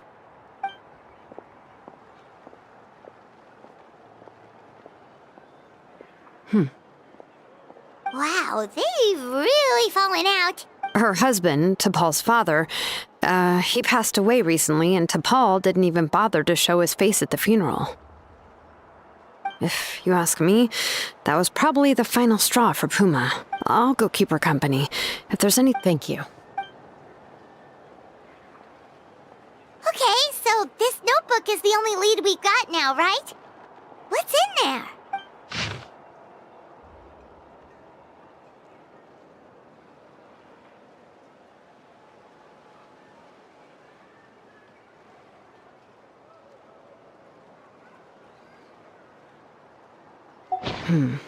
Some early designs for the phlogiston wings, and some theorizing about an airborne workshop. Ochkanatlan, the Cinder City. Looks like that's where he got his technological inspiration from. So, was he serious about the workshop in the sky? But that's such a big project! Oh, yes! The one from the trial arena that was super high up! That balloon has been there for a while, and everyone's been wondering how it got up there, but what if it started off even higher up, above the clouds and out of view? And it only... Part of T'Pol's workshop? Seems likely. I totally called it! By myself? Possibly. I doubt even phlogiston wings could take... Yeah, and he's probably holding on to it. Nope. That's way beyond Paimon's altitude. Let's not worry. Just because we can't think of a solution doesn't mean... Oh, good point. And Mutoda. He was quite the flying ace back in...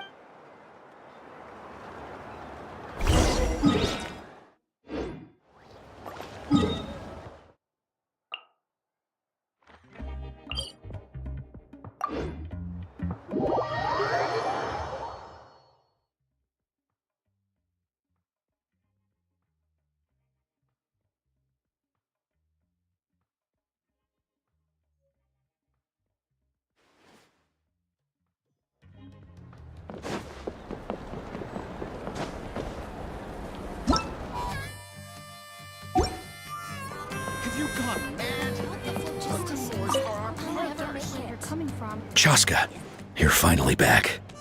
Things are getting really tense in the tribe. Have you made any headway with your investigation?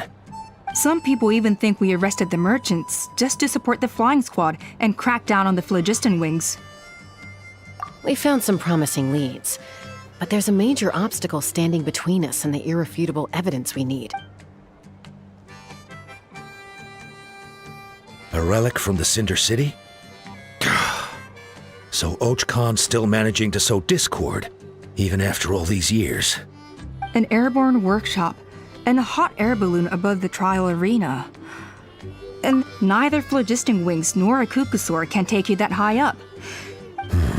Really? Do you still remember those spouts in the arena? When they were all blocked, but now it's flowing You mean all of them except the one at the very top of the arena? Precisely. And then we just... Yes. It has its rip. It's an extremely risky approach. If you want to give it a try, check with Inkanak at the trial, Chaska. If anyone...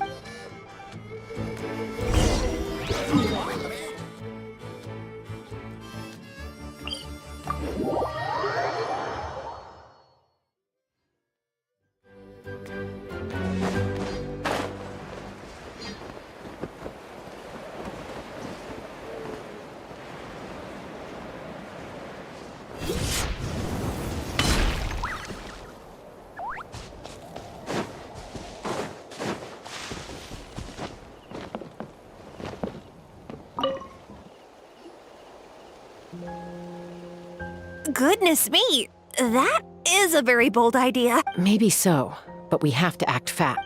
From a technical perspective, I'd have to advise, then we'll have to take the rough and ready approach. See the solid phlogiston over there? Our prior inspections revealed that some kind, it's not without its weak points. So, what happens if we do? It'll collapse. Okay. Yeah, you got it. As long as you hit all the weak... You're right about rough and...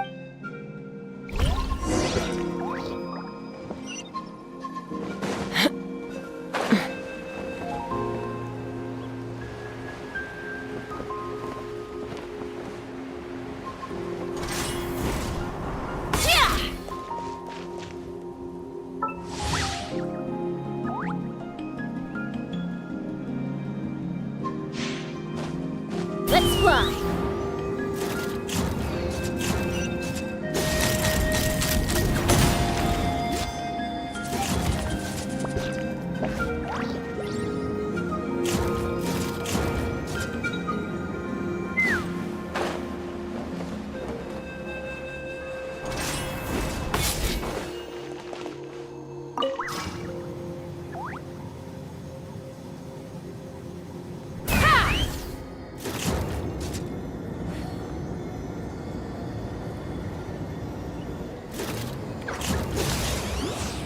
Open fire! Bullseye! Open fire!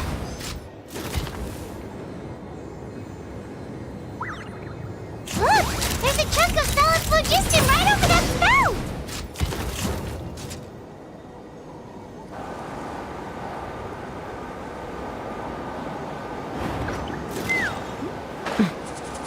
Let's fly!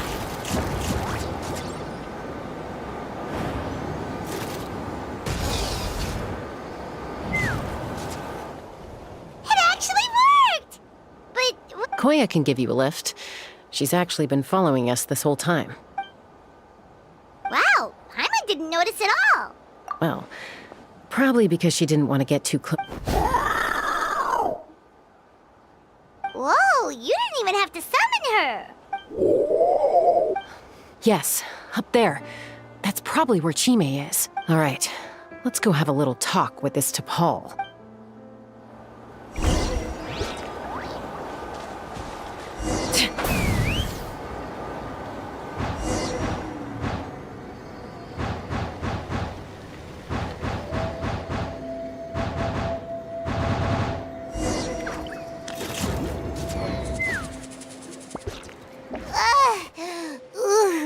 Aha. Just as I thought. It might look like a regular hot air balloon from the out, and sure enough, it only descended. I should be able to figure it out with DePaul's notebook. That should just about do it. Maybe there were... Huh? We're really...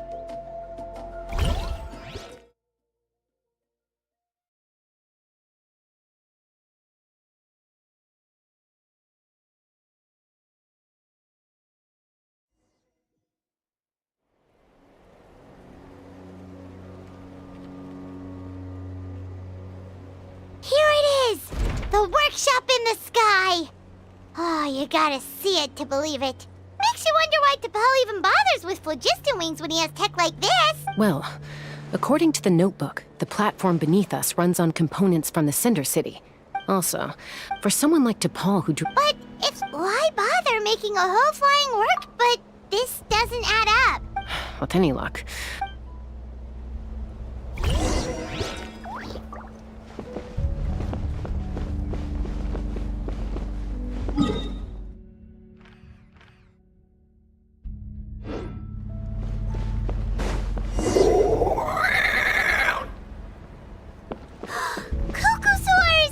Seems like the merchants were right. DePaul's using them for his own ends. I'll bet that mechanism on top of the cage opens the door. Let me give it a try.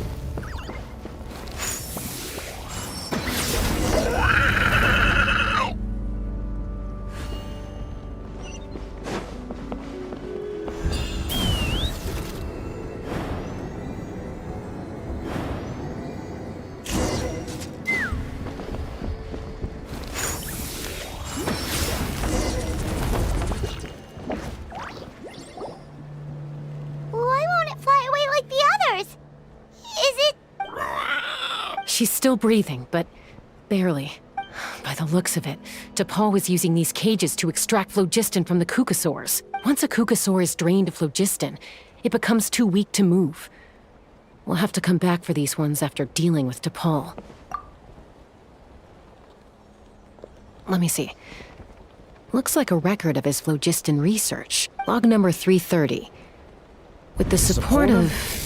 I was finally able to launch the airborne. Even though it relies on the relic for 80% of its power supply, I've at least taken the first step. Log number 348. Research on the relic is progressing well. I should be able to replicate the technology and scale up production very soon. Has proposed a name for this groundbreaking invention: the phlogiston wings. I think I'm getting close. Soon, I will achieve my dreams. Log number 377. Encountered some issues with the new, smaller model phlogiston wings. The gaseous phlogiston showed some volatility during the refinement process. Thinks we should proceed at a more cautious pace with the refinement experiments.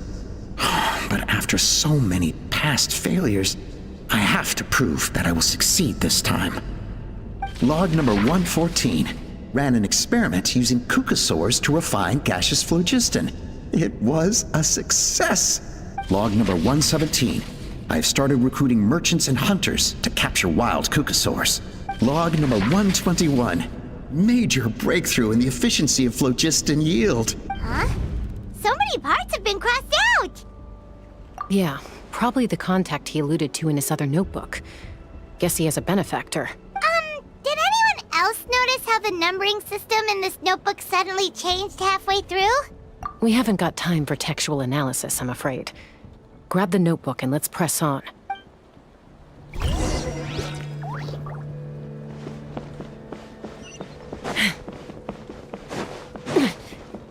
Huh. Never seen one of these before. Looks like this was built with the Cinder City components, too. You're not thinking of giving it a nice hard kick, are you?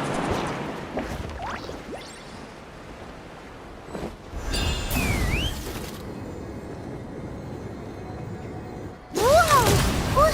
What's that mechanism doing? It's asking for a nice hard kick where it hurts. Aim for the weak spot.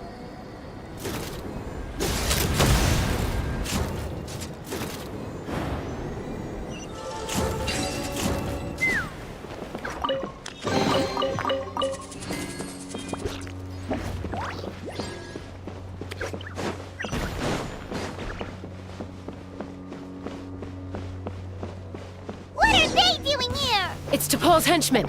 He must have brought them here using the relic and his prototype wings. Watch out!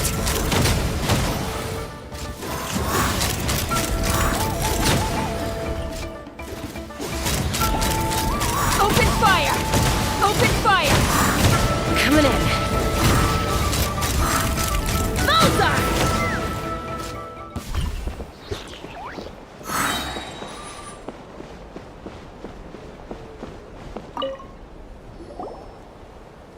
Hey, look here! More of T'Pol's notes!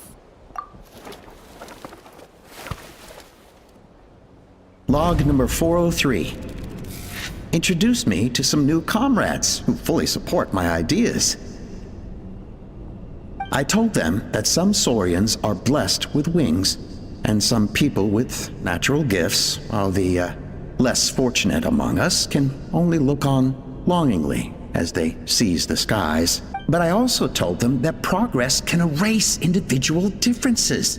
Think of the tools humanity has made to fight back against wild beasts. The law we have put in place to even the playing field between the strong and the weak. I promised them that our research will be the new frontier of human progress. With our phlogiston wings, the power of flight will no longer be for a select few to enjoy. Imagine a world where the skies are for all to share. I only hope that when we finally achieve this goal, will be proud of me. Imagine a world where the skies are for all to share. Yes, what a wonderful world that would be. If only it were possible. We could respond faster, and so many tragedies could be prevented. But T'Pol, what about the Saurians you're draining dry of phlogiston? You're not sharing the sky, you're stealing it! Bad move. I won't let you get away with it. I'm fine. Let's keep moving. I don't think we'll find anything else here.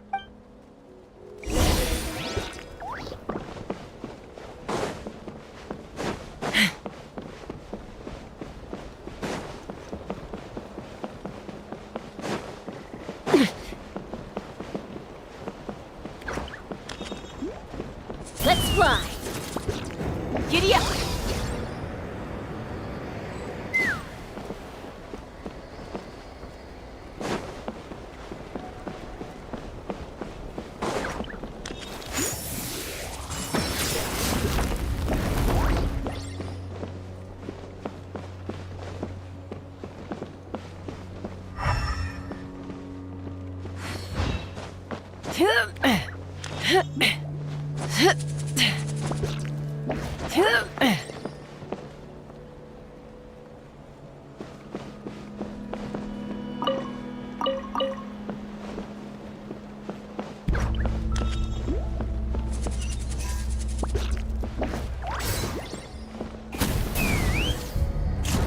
Open fire!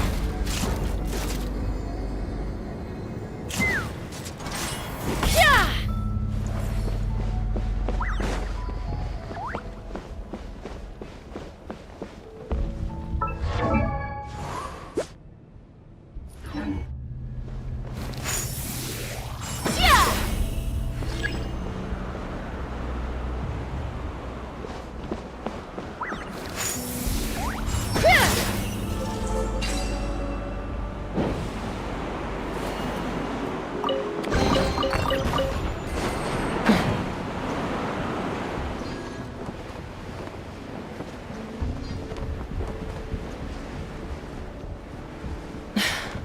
I can't believe he captured so many Kukasaurs.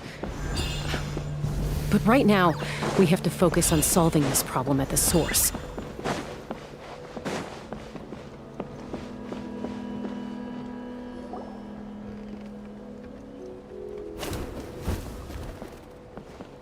Looks like we've reached the center of the workshop. And still no sign of Koya's baby. Let's search this area for now. If we still can't find Chime, we'll double back.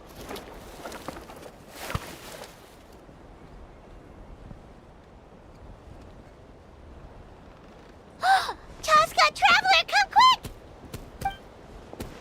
What is it? Did you find Chime? Not yet, but look! It's another one of T'Pol's notebooks!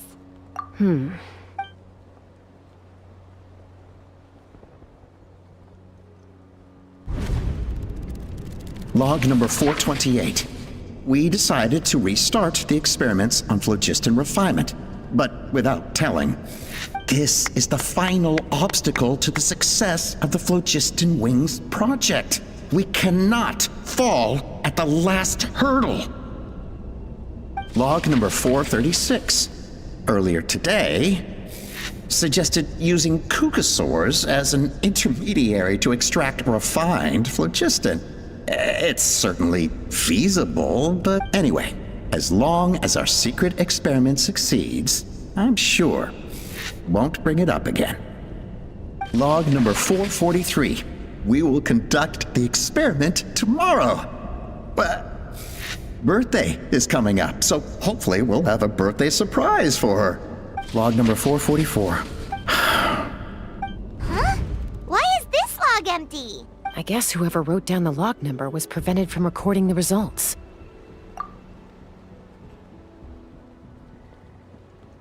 Log number 0.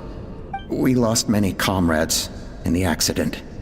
Among them are friends, lovers, and children. But we cannot stop now. We will keep their legacy alive and carry their dreams forward. As of today, we are scrapping the artificial refinement method. Instead, we will focus all our efforts on phlogiston extraction from live cucosaurs. They are arrogant beasts whose existence in the wild serves no one but themselves. Their true worth lies in their sacrifice for the sake of human progress. To facilitate our operations, we will gradually move the airborne workshop closer to the Flower Feather clan, even as we continue to expand it. All this we do to create a world where the skies are for all of humanity to share. All this we do to make T'Pol's dream a reality. Given the way this is written, not to mention the fact that the numbering has started over from 0, it kinda sounds like this is someone new. Does that mean that T'Pol's already... There's also a letter tucked in the end of the notebook. It's from Puma.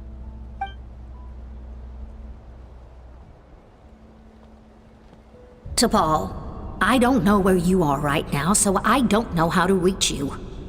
My best bet is to send this letter to the Flower Feather clan. Your father is gravely ill. Oh, I know we've had our differences in the past, but he is still your father. Won't you come and visit him? I know you never liked him and cared even less for me. All you ever yearned for is the sky. And your birth mother. But we'll still be waiting here for you if you do come back. This may be the last chance you'll get to see your father. So Puma's not T'Pol's real mom? Huh. Well, she did say he never called her mom, but I'm gonna assume she was just venting. We know that T'Pol's father passed away quite recently, and this letter looks recent. By contrast, the writing in this notebook is old and faded. It looks like the real reason T'Pol didn't attend his father's funeral is because he'd long since passed away himself. If we ask ourselves why this letter was sent to the Flower Feather clan, why T'Pol always yearned for the sky, it all points to one answer. That's right. T'Pol was my child. He was born during my days as a wingless wanderer. His birth gave me new hope. I wanted to become the kind of mother who spent her days as a valiant rider, soaring the skies. Not an aimless, wingless nobody. But his father wanted to settle down, to give his child a safe, sheltered life in his tribe. We fought about it constantly, until the love we once had for each other was gone. He started a new family, with another traveler who was also looking to return home. And I went back to the Flower Feather clan, alone. Alba? I had no idea that despite being raised among the children of echoes, my child still harbored dreams of the skies. Can you imagine, Chaska? The joy and surprise I felt when he showed up at my door, asking to join the flying trials. Or how proud I was when he said he wanted to prove his own worth, rather than relying on my position as elder. And then the anguish that overcame me when he was rejected by the Kukusaurs and became wingless, just as I had after my injury. You've got a lot of nerve showing your face here. Don't take this the wrong way, Chaska. I'm not here for a fight. I just want to talk. Isn't that your preferred way to resolve things? I trust you've learned of T'Pol's wish on your way here. A world where the skies are for all of humanity to share. If only his dream can be realized, no one will ever have to lose their wings again. Our aerial prowess will be greater than ever before. War will never again come at such a great cost. The loss of Koichi is a tragedy. So tell me, Chaska, do you really wish to see the phlogiston wings forever grounded and gathering dust? Nothing you've said excuses all the conflict you've caused. You mean the argument back at the tribe? It was a necessary measure. Sometimes this is the only way to accelerate the pace of progress. Is a mother harming her children when she coaxes them into swallowing a bitter pill? Of course not. It is a brief moment of suffering for the greater good, and the child would come to understand this in due course. The phlogiston wings are that bitter pill.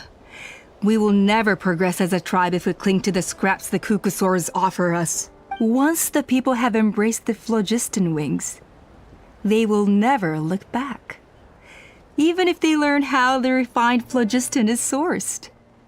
They will convince themselves that the sacrifice of a few Kukusaurs is a small price to pay for our dominion over the skies. But this I had not anticipated. I barely had the chance to introduce the phlogiston wings to the tribe before you found this place. Your plan was hardly foolproof. Yet, it can still be salvaged. Chaska, traveler, you are the hope of humanity. I'm sure you have your doubts about my methods, but know that my love for humanity and for Natlan is genuine. You know me, Chaska. And you know that I've always treated everyone in the Flower Feather clan as my own children, as fellow humans. Surely you can understand my perspective. Alpa, Natlan doesn't belong to humans alone. And truthfully, neither do I. How many times has the Abyss invaded Natlan now?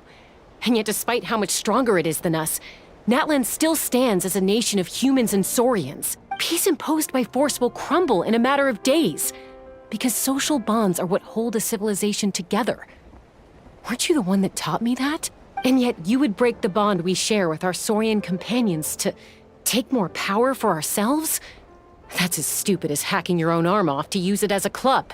They are wild beasts, driven purely by instinct. How could they possibly understand human social bonds? Ugh, how did someone like her ever become a writer? You overestimate them. They bow to the strong and shun the weak. That's all there is to it. They never gave T'Pol a second glance when he was at his lowest, nor me when I returned injured from the Cinder City. It's all about survival of the fittest for them. Plain and simple. They obeyed me once I proved myself stronger than them, but the moment it serves them better, they'll abandon me in a heartbeat. You're wrong, Alpa. They only reject the wingless because they don't want to fly anyone to their death. Chaska, I will promise you this. Only the unruliest wild Kukusaurs will be used for phlogiston extraction. The ones who have nothing else to offer to humanity. Well, that's too bad, because I know a few unruly wild Kukusaurs who don't think that idea is gonna fly. Namely my mom, my sister, and the others. To us, they're friends, family, even children. So if you want to put any of them in one of your cages, you're gonna have to go through us. Is that right? I knew you might be difficult to convince. Maybe this will change your mind.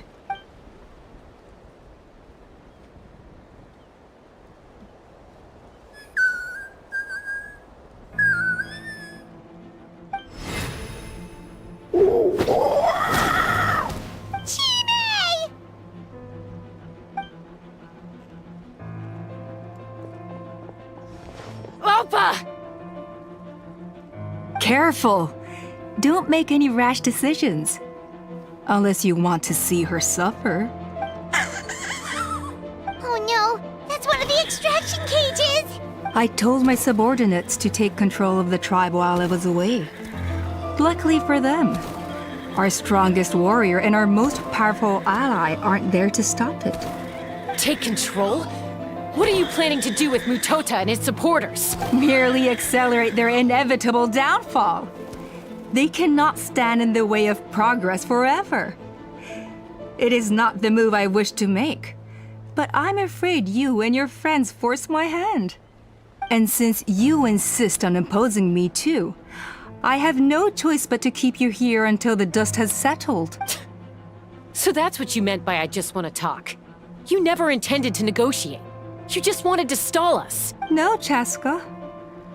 I genuinely hoped I could win you over. You are the strongest warriors we have. Put down your weapons, and I promise you that no harm will come to this young Sarian. I just need you to stay here for the next couple of weeks or so, while my people consolidate their power. Then, I will give her back to you, and you'll be free to leave. As long as the majority supports our vision, even the Pyro Archon cannot meddle in our internal affairs. Your vision is deranged, and the Flower Feather Clan will never support it. You sure about that? Then wait here and see. Time will tell. What do we do? Even if the whole tribe fights back, Mutota's in grave danger! Stop delaying the inevitable! Drop your weapons and get into the cages, now! She's still holding Chime hostage. Is there really no other way?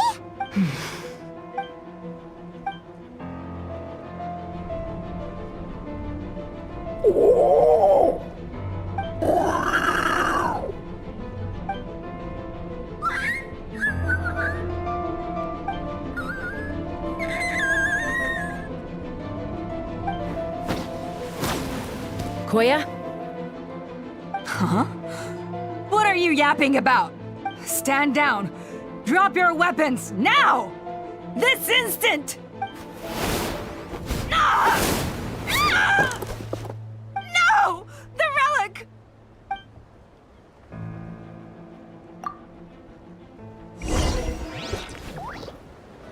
Take me up! Locked on! Give up, Alpa. We're negotiating my way now. Master Scorch, This ain't which will it be? Just shut up! Hey, something's up with this relic! That's Bullseye!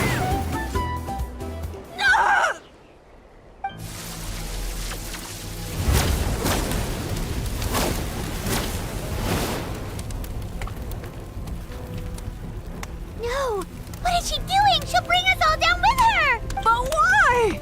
We stabilized the relic! Maybe it got damaged in the fight. If we don't think of something fast, this whole workshop is gonna fall apart. No. They're directly beneath us. My beloved tribe!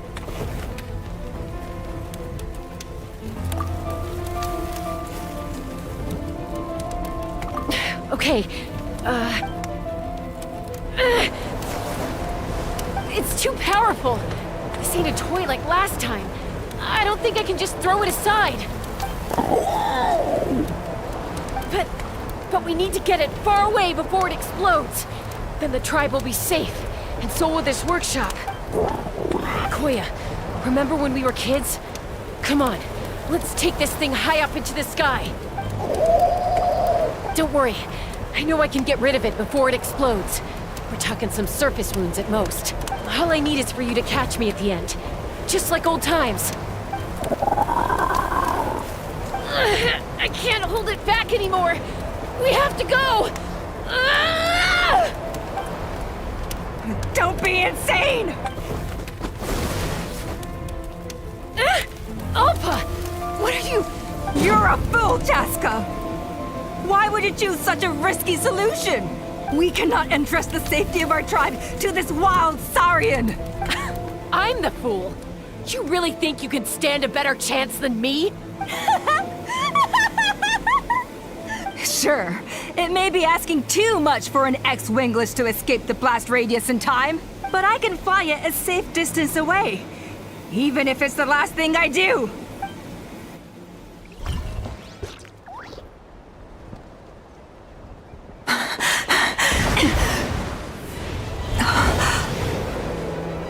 Here, these should be high enough to save the clan. What? You don't get to die a hero today.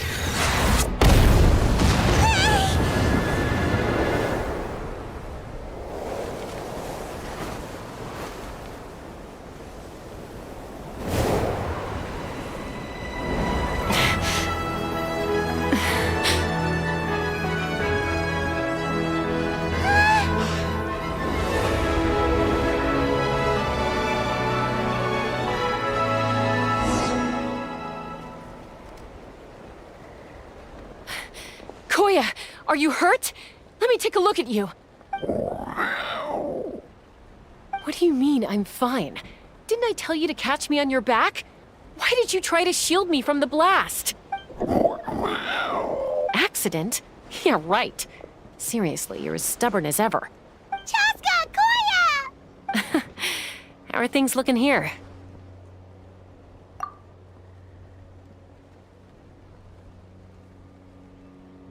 I think that's putting it mildly. I owe you one. Again.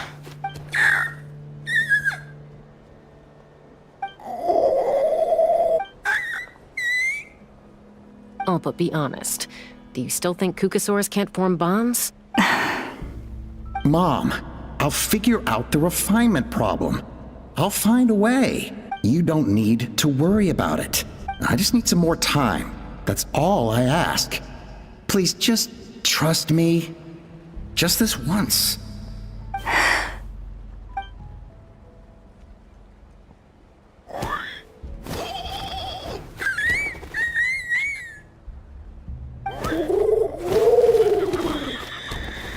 The Flower Feather Clan yield to the strong. And it's up to the winners to define what strength means. So it looks like it's my turn to yield. Koya! Koya!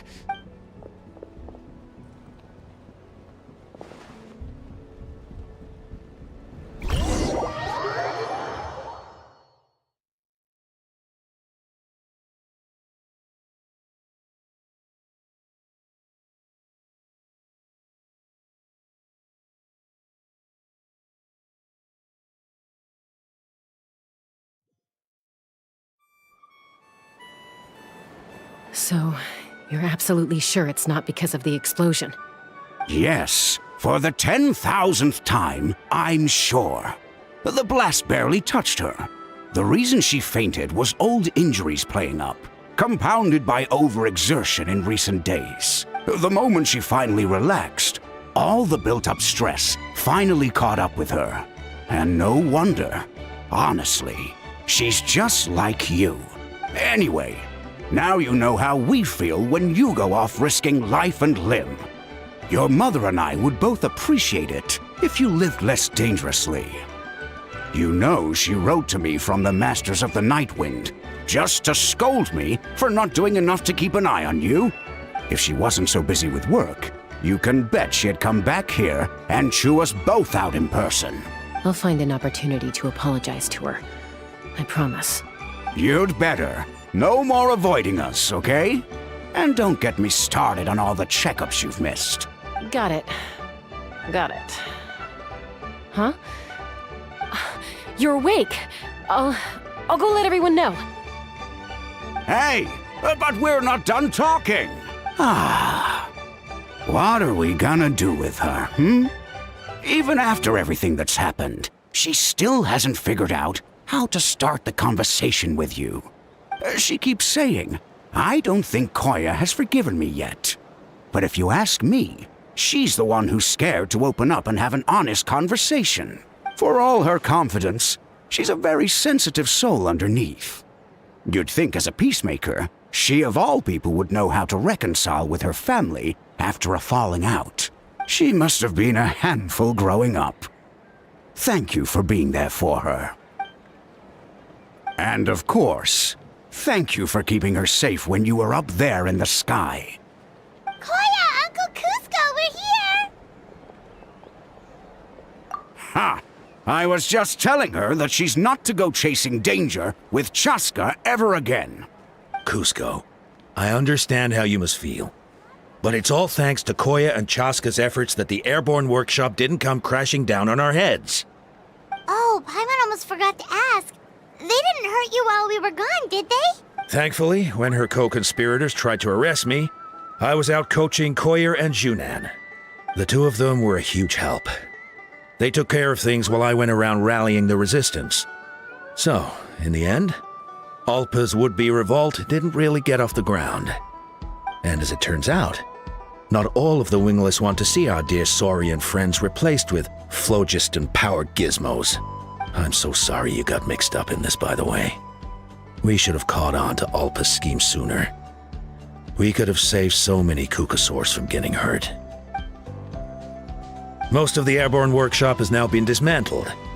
We've just left one small, harmless part intact, and repurposed it as a jail for Alpa and her cronies. Let's see how they like being locked up in a sky prison! So, it looks like there's just one last conflict left to resolve. Peacemaker, you're up. I said I had to wait until things had blown over, didn't I? And now they have. But I still have no idea what to say. Koya, I just want to say, I'm sorry for how things went down back then.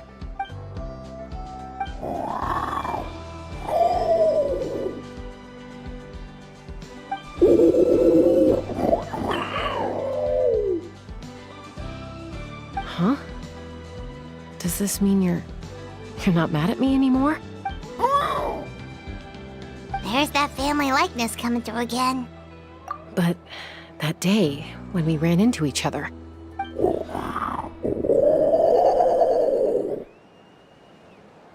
Huh? So then, when did you finally make your peace with it?